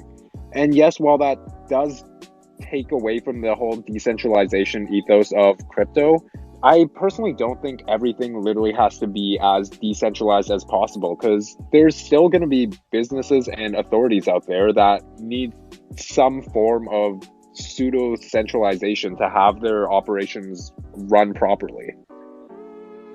Yeah, 100%. When it comes to the infrastructures of all governments and worlds, and or not worlds, but countries and so forth, it has to be somewhat centralized. I agree. I guess, you know, the tech side was more, you know, when we look at the end of everything, you know, technology wins, right? So whether it's Bitcoin or whether it's a fork of Bitcoin or whether it's HBAR, you know, with the hypergraph technology, I'm trying to kind of focus, you know, and I don't know if it might be wrong, because obviously relationships play a huge part, right? So, you know, the relationships that HBAR have created and that, you know, Quant and DAG and things like that are massive. So it might not be all about the tech, and maybe the tech can increase as it goes, but that's where I'm kind of at a loss in terms of understanding the growths and the scalability and the tech build out with such things as the hypergraph technology and the interledgers and so forth. And I didn't know if you guys knew much about that, so I'm just curious.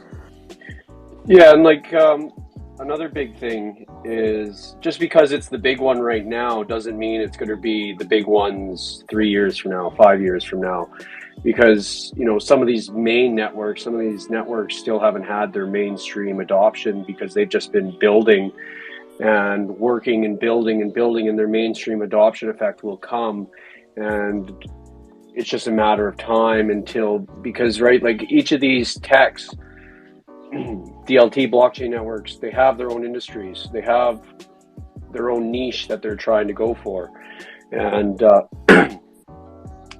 yeah, so just because it's not the big one right now doesn't mean that, but it's all about the fundamental analysis of a network. You need to look at the tokenomics. You need to look at, hey, is this carbon neutral? If it's not carbon neutral, is it going to get attacked down the road? Like, if you guys haven't seen that IMF document that I posted a couple days ago, you know, they really tore apart proof of work for its energy consumption, and there's now, we're going to see over this next year, we're going to see an attack on the energy wastage, and so there's so much to look at, but you need to look at what's going to be carbon neutral, what's cheap, and not like what settles instantly and cheap, and what's interoperable with traditional finance. And, you know, there's a lot of great options, there's a lot of terrible options, but that's, I think, what I have to answer with, if that makes sense. Yeah, 100%. I couldn't agree with you more. I honestly think Bitcoin is you know, the technology itself is the blockchain, the name of it's Bitcoin. The grandfather. Yeah, it's the grandfather. Yeah. So, I mean, it is the original, but you know, like what's the best way to put it? The debates that I have with some of these, not Bitcoin maximalists, but like these big blockers, right? Is that like these forks of Bitcoin, which are newer and better tech and so forth, have more capabilities than things like with the technology side of, or the blockchain technology side of the interledgers and the DAGs and so forth, the scalabilities, and I can't find any solid, you know, technological descriptions of how for me how that's different, because I don't understand a lot of the inner workings, so to speak. So, but you guys are supporting what I think I already know for the most part. But you know, I thought I'd ask that and see what came about. So sounds good. Well, thanks for participating. Yeah, that was a good question. And, I appreciate it, guys. Look forward to you guys hopefully hosting these spaces a lot. So feel free that if you know, I write threads in layman terms, and I also got a YouTube channel that breaks down some of the utility. Like I create utility content because I want to help as many citizens see some of the research that I've put together and give them a way to learn from a blue collar perspective, I guess you could say, or whatever. Absolutely. I saw you guys recently, and I think I don't know, it was a couple weeks ago. I watched one of your. Keep digging. Yeah, keep digging, man. Keep digging. There's so much knowledge in this ocean. Just keep learning and keep growing, and just have a good attitude and keep trying to find out more. Hey, Gil, this is XR real quick. Just to add to the discussion, I wouldn't do it if it wasn't valuable. One thing I've noticed in your feedback is you recognize technology and the value of relationships. I was an early Netflix investor way back in the day when they actually mailed in the videos. At $4 a share, I got into it. So what I'm trying to share is always have a mindset and don't ever think you're asking a bad question.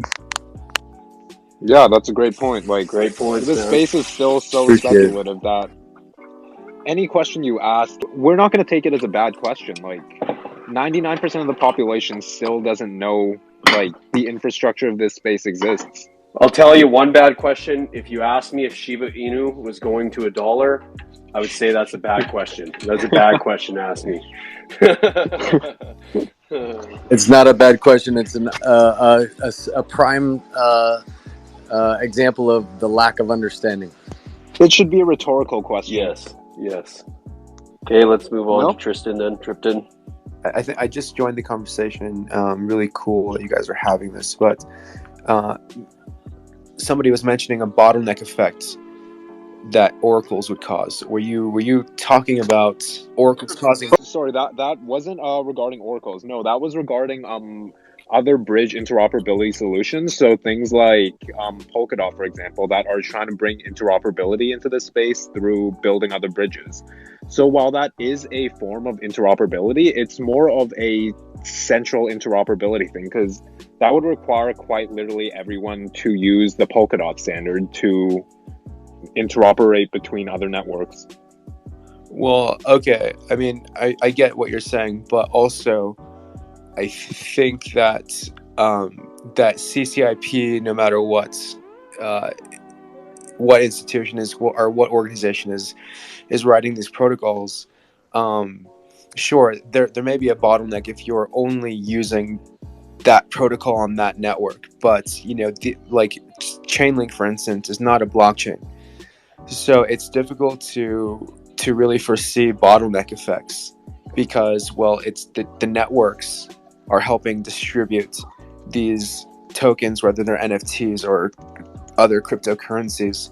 They're helping distribute them across multiple networks, and no one network is going to be directly transacting these tokens. So it's hard to say that there's going to be a bottleneck effect when there's so much distribution going on and there's so much more accessibility because of the Oracle or any other bridge, atomic swap, whatever we're talking about when we're referring to cross-chain interoperability. That's a really good point. Yeah. So I guess I was more so looking at Cosmos and Polkadot as for the interoperability issues between them. So you're talking about, to be honest, the inflow from other chains. And more so that. The calculations that the increase in calculations it'll cause on those networks, sure. But I think if you zoom out a little bit, I think that the entire crypto industry, Bitcoin and all the alts, when your perspective is from a far enough distance, it's all one network. So if you had a tool that was measuring it from that far of a distance, it would measure it as a single entity right now in 2022. And I think that as the years and decades go on, it's going to increasingly become one fluid, large network. That's exactly what we were about to just get into with Quant Network and the interoperability between all the networks once we get past the smart exchanges. And I guess I have like one macro argument, if you don't mind, if I 10 seconds on that. Yeah, of course, go ahead. That's not me, by the way, that background noise. Yeah, no, that was so me. I, Sorry, I was just throwing in something garbage. My bad. he doesn't like what I'm saying. No. Yo, far away with the So question, though. So I think that when Bitcoin or, you know, Ethereum or any blockchain, when any single blockchain is a layered protocol on the internet, then we'll really see a multi-chain theory, the multi-chain theory realized. And if that were to occur, what that means is that, well, if Bitcoin was a layered protocol on the internet like HTTPS or HTTP, well, then it's going to it's going to be integral in verifying a portion of every or every transaction on the internet. So that means your TD Ameritrade trades will need to be verified by a blockchain. And I think that that's kind of what I look forward to and what I try to build towards when I'm building technologies, Web3 on the blockchain, etc. What do you guys think about that? And I understand the difficulty that what a difficult undertaking that would be, but you guys know that the internet and blockchain, or distributed ledgers rather, these networks are very much the same thing. Yeah, I mean, essentially they are. But the biggest thing is, I think crypto and distributed ledgers are so still early that while we can make some assumptions based on what will be needed for this space to succeed, it's kind of hard to judge the, I guess, long-term scope of how this technology will really mature to be in 5-10 years from now. Because just with the internet, say in 2005, just to be clear, I was thinking in time horizons along the terms of multi-century or even multi-eon time horizon. Okay. Yeah. That makes would sense. be a little beyond my time horizon. Yeah, I wouldn't really know what to say if we're talking about multi-centuries. I mean, sometimes you think a century is a long time, right? Because, well, humans rarely live to be even a single century old. But considering the fact that digital currencies have been in experimental stages since the late 70s and early 80s, succeeding and failing, and at the moment succeeding, that's 40 years, right? It's not, trying to extrapolate the network effect to the next century or two is not that difficult. So I think that maybe in the next century or two, we're going to see the entire world essentially behaving as a single network, but with multiple chains. So that's kind of cool. Definitely, yeah. And also just with the fact that since technology is evolving so exponentially, there's probably going to be some form of technological solution, say 50, 60 years from now, that we can't even fathom right now. And I think that I really think that integrating and transplanting our hardware technology to transact our software technology in lower gravitational environments off of the Earth, on our own moon, etc., is going to help that become realized. Does that make sense? Yeah, no, that makes sense. Citizen, what do you think the next move is? Yeah, the next move, I think, I was just pulling up another article because, he's talking about the Earth all interoperating as one, globalization. That's what we're seeing is, standards are coming in place where networks all around the world are going to be, these standards are being put in place. So, Singapore is going to be interoperable with Canada, China. They're all going to have this multi-chain networking where, blockchain between companies, corporates, is all going to be interoperable. And that is what we're moving to, where, the Internet of Information, that's what we currently have. And we've moved to an Internet of Value, where we can now move value like we move an email on the Internet. And that is massive. like the internet of value is where money moves free and instantly, and well, not free, but low cost, you know, fractions of a cent. And yeah, so I think we should move on talking about that. Do you want to talk about the smart exchanges quick, or do you want to talk about Quant? I feel like we did cover a fair bit of Quant, but I guess we could bring in a little more info. I just wanted to drop this thread. I wanted to show people what I was about to so they can visualize what we're talking about. Just give me 1 second here. I'm just going to share it for all you guys. I hope you like this because it took me time to design this, and I'm not a designer. Okay, I just shared it. So Quant Network, if you guys don't know what Quant is an interoperability solution between blockchains. So the current DLT right now, we can't send Bitcoin to an XRP address. We can't send XRP to an Ethereum address. They're siloed networks. You can only send tokens to the same networks. But Quant, if you see that picture, Quant has the Overledger solution. Overledger is an operating system for traditional finance. They put 3 lines of code, like a bank, like banks. There's a bunch of banks that are partnered that use Overledger to connect to these blockchain networks. And if you look at that, I describe Quant as the neurons to the brain of the Internet of Value. And the neurons are the pathways between your memories and your brain, right? So Quant allows an institution to, if they want to move value from the XRP ledger into the Ethereum ledger, if they want to move Bitcoin to Ethereum, vice versa, Quant is the interoperator for that. So I wanted just to mention that as we were talking about Quant, give you that thread, take a look through it, read through it. I did a write-up, an educational write-up, and I hope it helps you see the interoperability solutions coming in play. And then, yeah, that's what I had to say about Quant. Yeah, no, like, to just add on a little bit about Quant, I guess, what makes them so special isn't just their interoperability solution of Overledger, but it's also the fact that if you look at the Quant team, you'll see their CEO, Gilbert Verdian, really stands out from just about any other founder in the crypto space. Like, he's had experience working with national, like UK government agencies, but then also working at MasterCard companies, and then even the US Fed at one point. And in addition to all that, he's actually the founder of an ISO standard, which is TC307, the one for blockchain interoperability.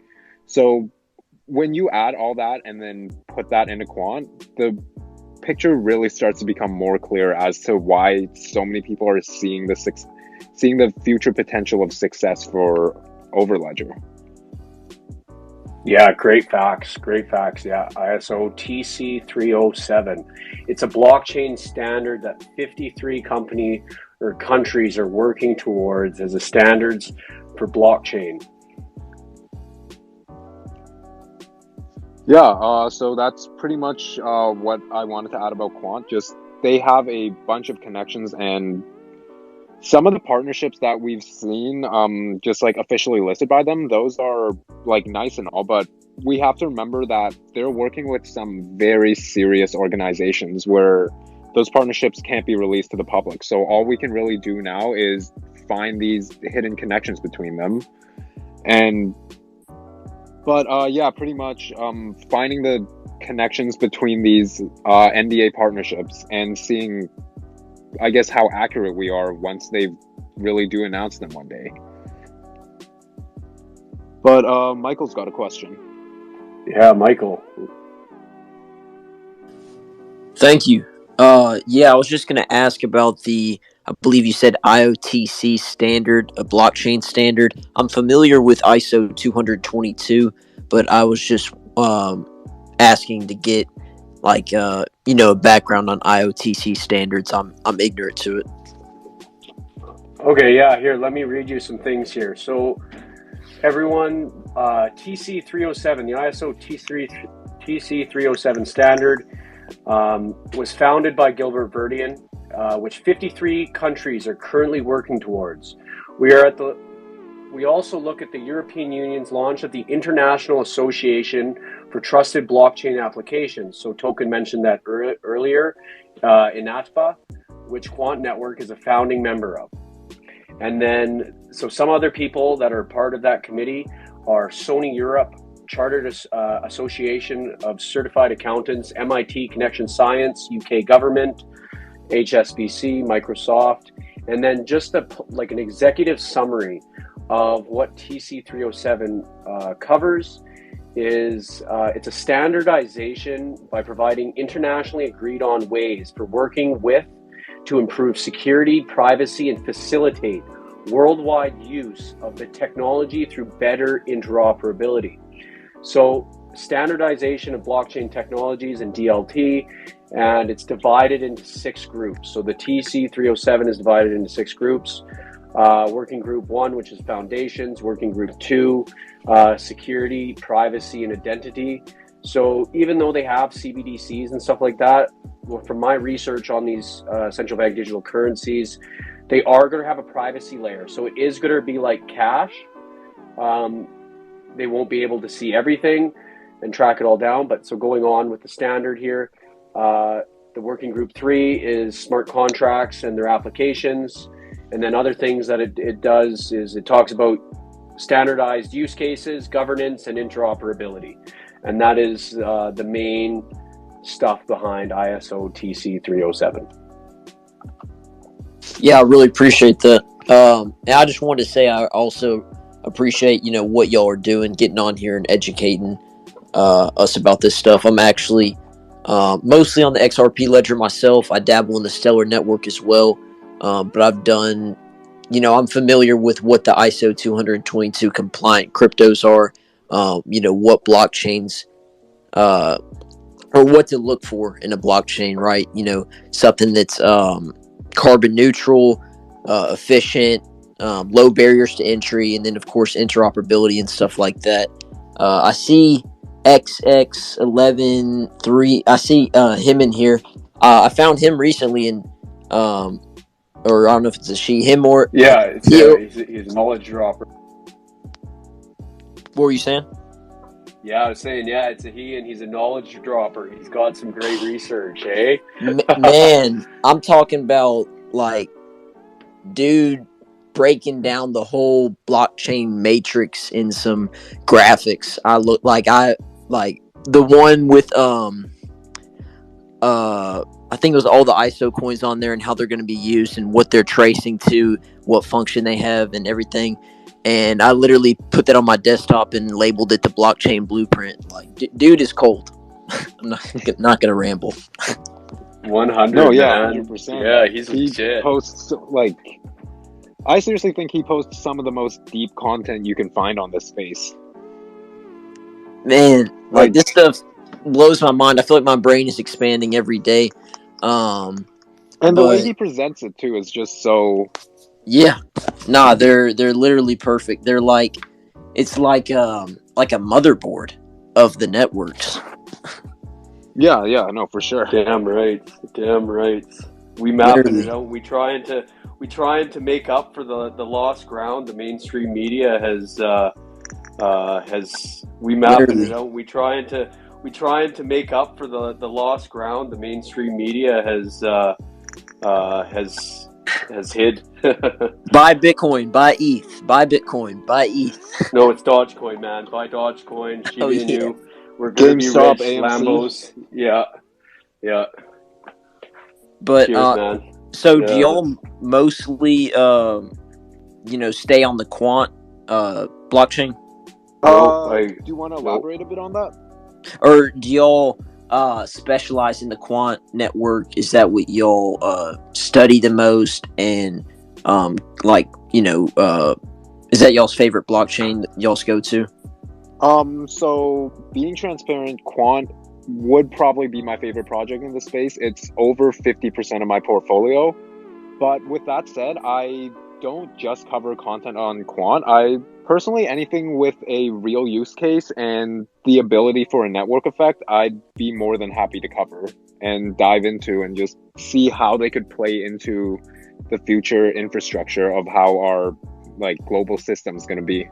Yeah, like I just see Quant as the head of the interoperability between the ISO20022 family tree, and there's so many great networks. Like I stick around the ISO tokens because that's compliant with traditional finances, new messaging standards, and but we've been going for 2.5 hours, so let's just get 10 minutes. We're going to finish it off with 10 minutes here, Token.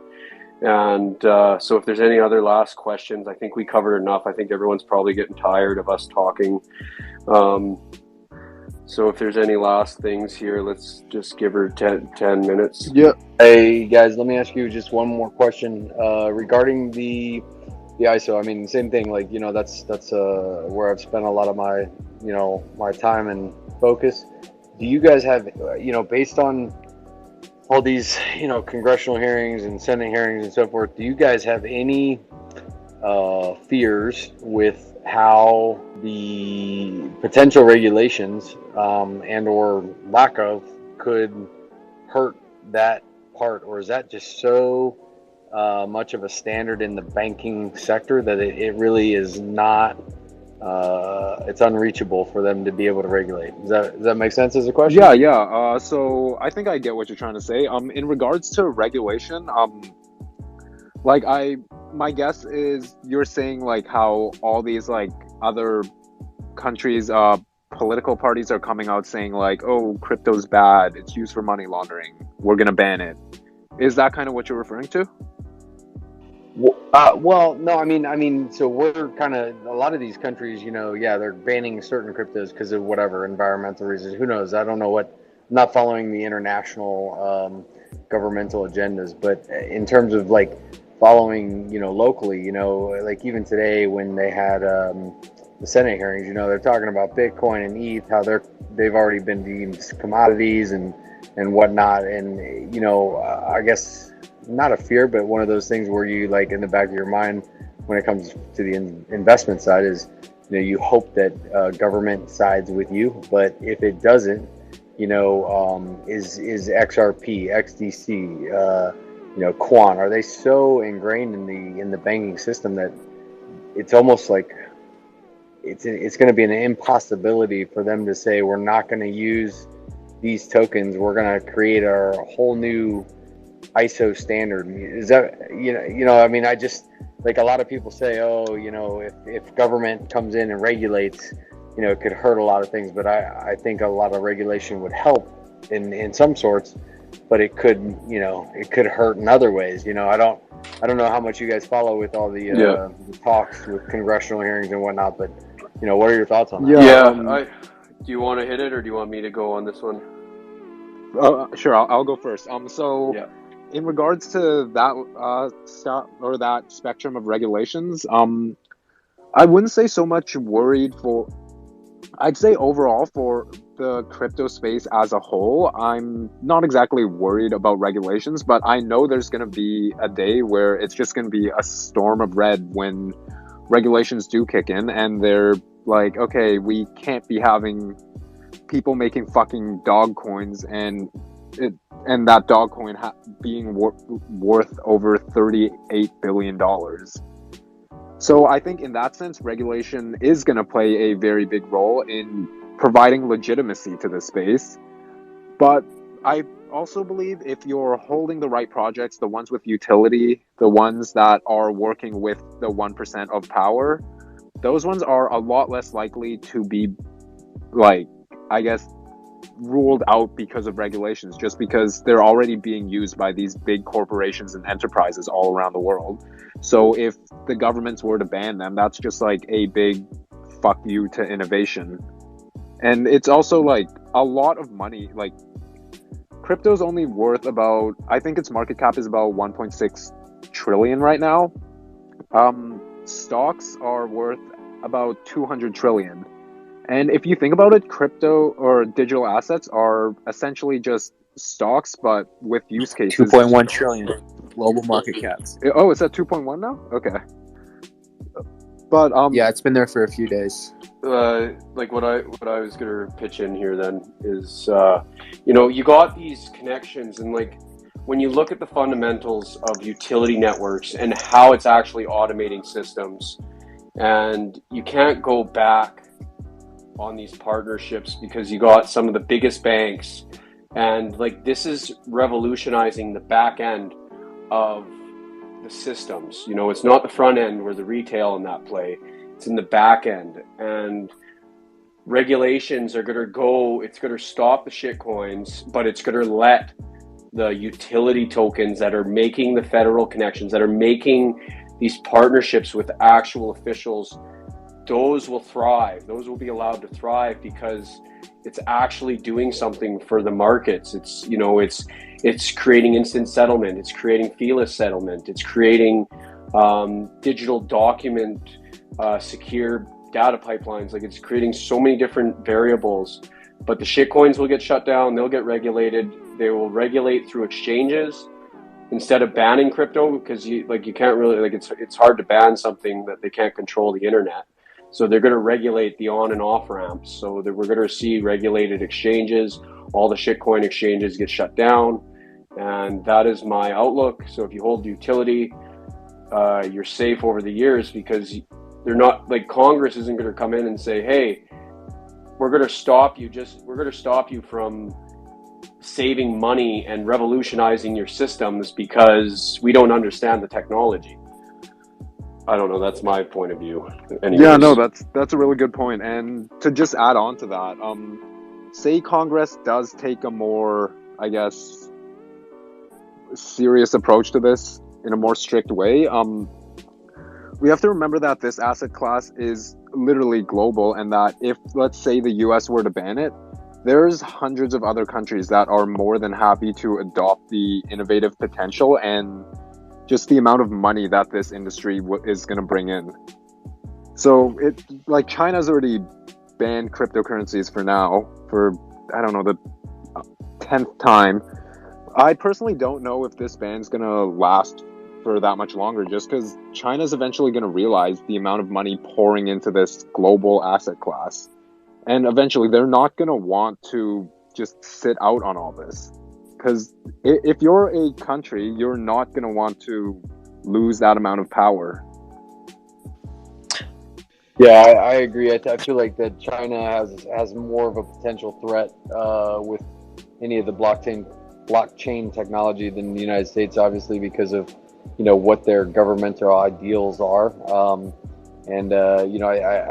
I hope to God that the United States gets on board with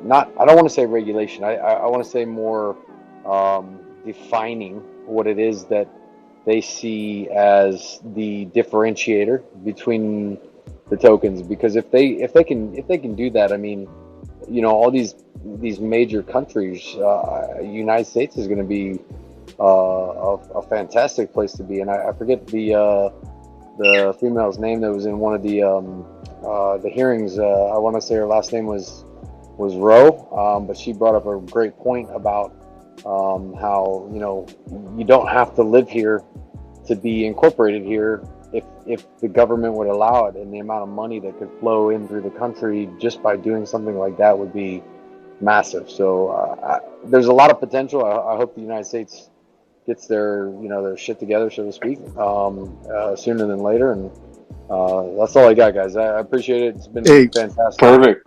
Cheers, man. We appreciate it. Hey, this is XRP talking real quick. Just wanted to mention that, going back to what the discussion was about, remember, I would categorize 100 countries, even if the backlogs are in the U.S., where we have cement legs in some ways. And we really don't know where China's at, since they're, sending out digital wallets to parts of their population, and to allow them to spend digital currency right now. We have really no idea where they're actually at in that, with our limited information. So the other thing I'd like to hear on this discussion was how many people are paying attention to to what was going on in Washington today, since it affects the whole crypto space, not just one part of it. No, I didn't see what was going on in Washington today. Yeah, I'm sorry. just looking it up at the moment. If you guys follow Crypto Harry, she posted the link to the actual hearing. It's about 2.5 hours long, but it was very good to hear some of the stuff that was going on. Sweet. Oh, I yeah, watched the definitely. last two. I watched the last two Congress hearings, and yeah, I thought they went pretty well. Michael, and when Tripton, we'll get to you shortly here. Was there any other question? So I think should we move those on? two are up next, actually. Yeah. Yeah, Michael? Yeah, that's what we mean. Yes. I actually have a YouTube channel that my buddy and I share. We get about 2,300 subs, and I was just gonna see if you'd be interested in doing an interview with us or having a discussion on our channel sometime. Actually, both of you are welcome to. Citizen, I've been following you closely for a couple weeks now, but yeah, I'd just love to have y'all on. Sure, Yeah, man. for I'm sure We'd we love can to. make that happen. Yeah, I'm sure we can make that happen. Yeah, just DM us, and then we'll arrange a date or whatever. Me and Token will come on and do a host or something. Yeah, we appreciate you for reaching out, too. Yeah, cheers, We're man. always open to just grow these communities out as far as possible. Like, it's all just networking, right? Yes, sir. Yeah, not again. I'll keep saying it. I really appreciate what y'all are doing for the community. Just doing our Cheers, jobs. man. Yeah, Appreciate that's it. motivation, man. We're just trying to help other people, since no mainstream ain't doing it. So we better try and help. So okay, so let's let Tripton go there, man. And hey, everyone, I posted this SEC thing in there. You know, if you haven't been following the SEC crypto law case, check it out. And you know what? If you're from the States or you're from the international, sign up as a community.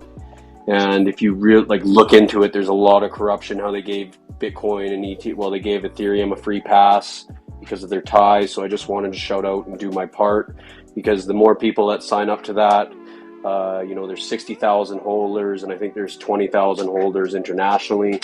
So if we can get that number to 100,000, even if you're not a part of XRP, it's just to go against the whole thing there. So check that out. It's a deep hole. But yeah, tripped on. Sorry, I went on a little tangent there. But yeah, you can go next, man.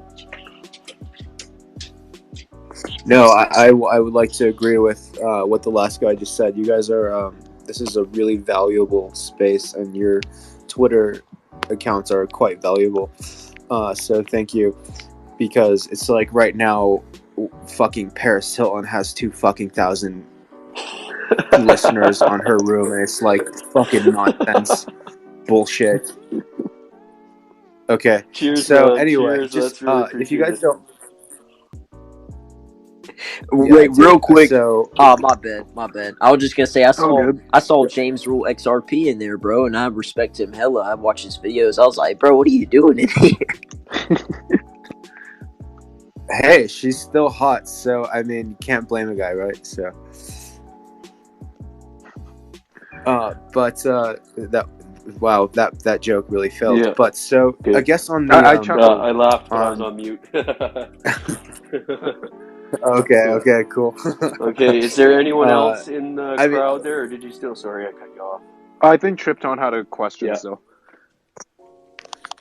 So I guess really quickly on regulation, I think Gil had brought up the question on regulation, and I think that, dude, unless there's some way to regulate the entire network that is the internet, and if there's a way to silo sections of the internet, meaning that you silo certain countries and restrict their access to blockchains and decentralized exchanges and DeFi protocols, etc., or interoperability protocols, cross-chain protocols, we're really not going to see a lot of even S coins being minted, because you would have to turn the internet off, and you would have to somehow turn off decentralized exchanges. And MIT has a software now. It's called Coin Manufactory.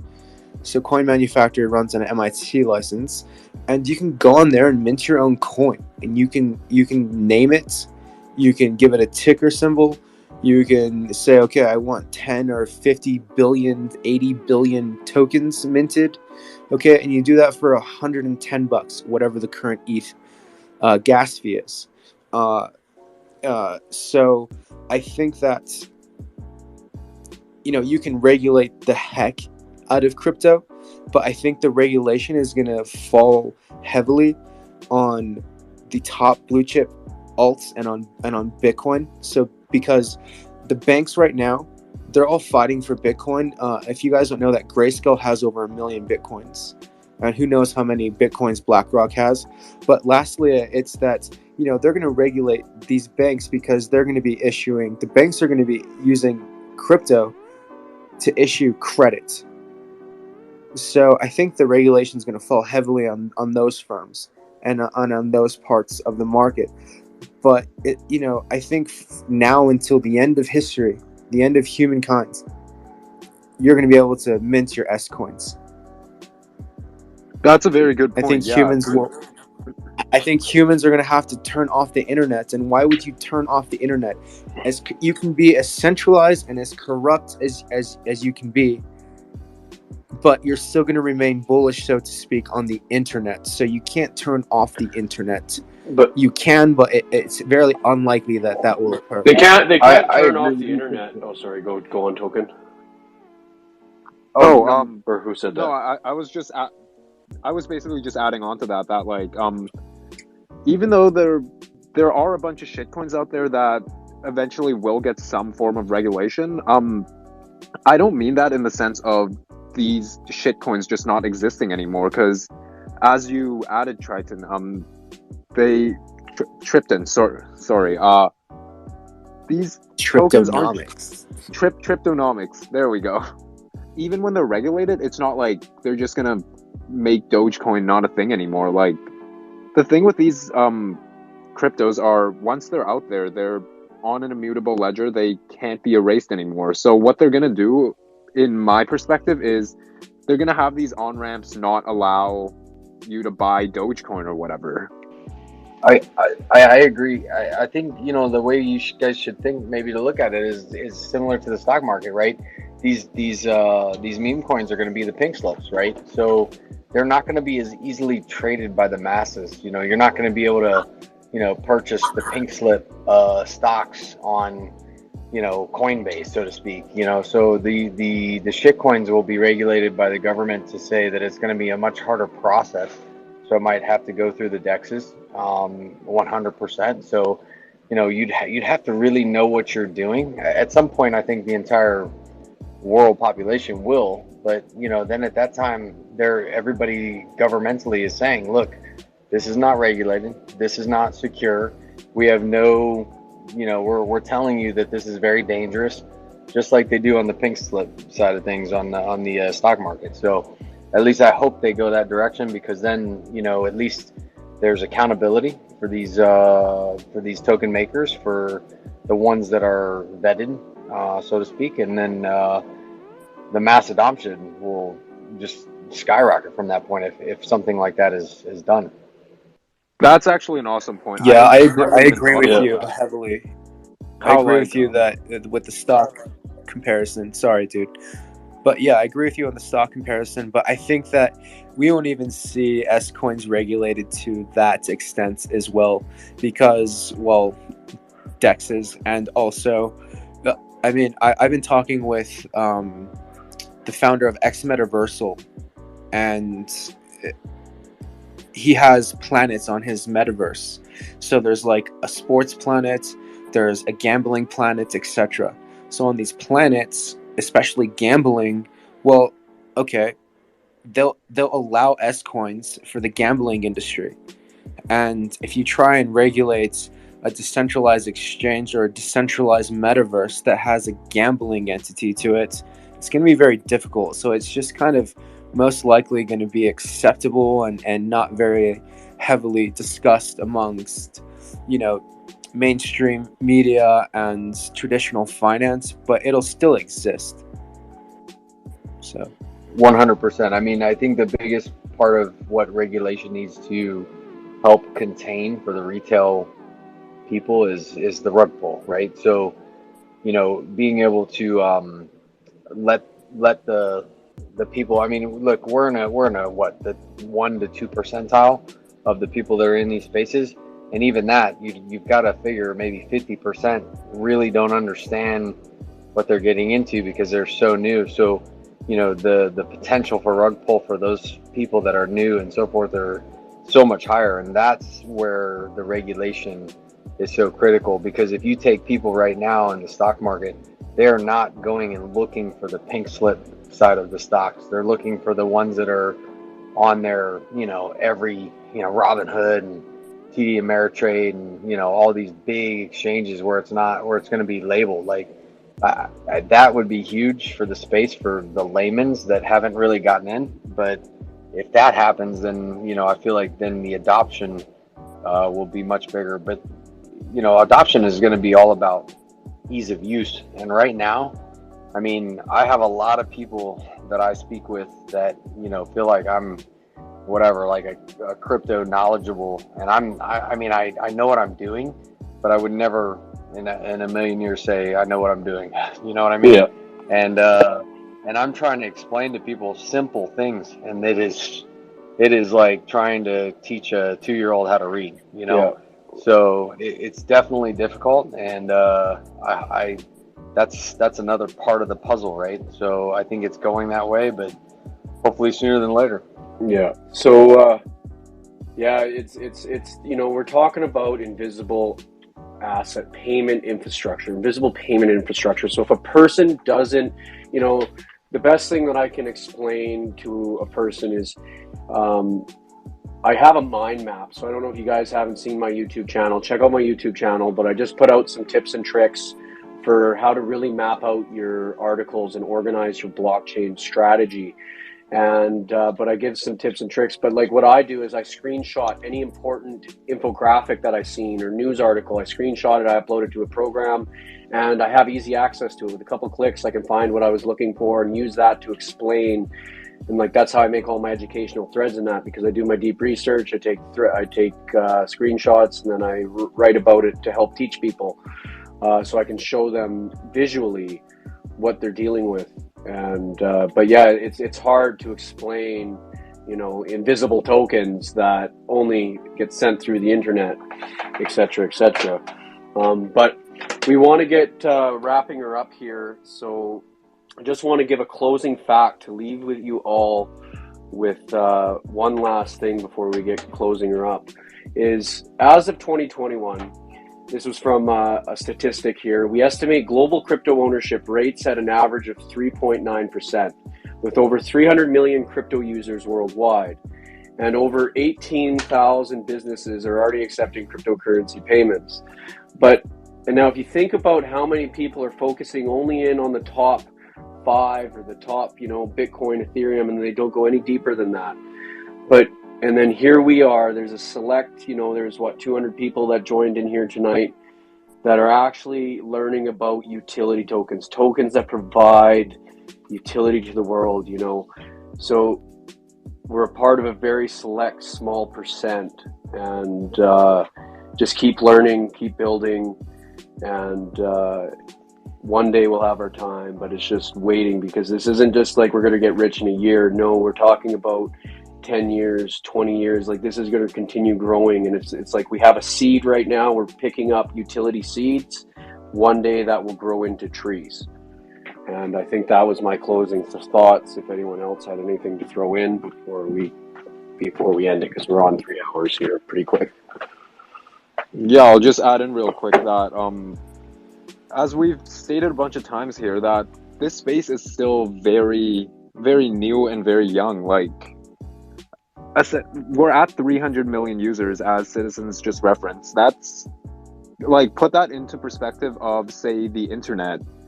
That was probably back in, I want to say 2004. So think back then, if you had imagined you were late to the internet in 2004, like, look at the internet now versus back then. Yeah. So much has changed, and the exact same thing is going to happen in this space. Yes, there's going to be some projects that die due to not being able to innovate. But that just goes to show you that we're still very early here. and that there is a lot of room left to grow. Yeah, 100%, man. 100%. Because, you know, there's 8 billion people on Earth. There's 1.8 billion people that do not have access to banking infrastructure. That is massive. 1.8 billion people that do not have access. That is sad. And, you know, DLT is the technology that's changing it. And for all you guys that stayed in, I hope you guys got some awesome knowledge from this, got some good conversations. I'm sorry it dragged on for so long, but let's see some hundreds people that are listening. Throw up some hundreds if you enjoyed this and you want us to do it again. Emoji hundreds. Okay, I see 2, I see 3, Hey, 4. thanks, guys. Yeah, there we go. I see 5. Okay, cheers, everyone. Well, check out my thread of threads if you need some more educational information. Both of us have YouTube channels. We write articles. We're just trying to share educational content to help other guys, other people, other citizens, because you all are citizens of the future if you're trying to learn these networks. So cheers, keep learning, keep growing, and keep building. And I'm going to close her down here. Thanks, guys. Thanks to everyone. And thanks for coming, everyone. Yeah. Hope you all got some good out of it. Yeah. Cheers. And Yo, I'll be in touch. Yeah. Much love. This, for sure, man. This will be uploaded to our YouTube channels for anyone who wants to recap on whatever we might have just said. Damn right. Alrighty. Cheers, guys. Citizen of the future out. Cheers. Okay. Take care, everyone. Bye-bye. Peace out.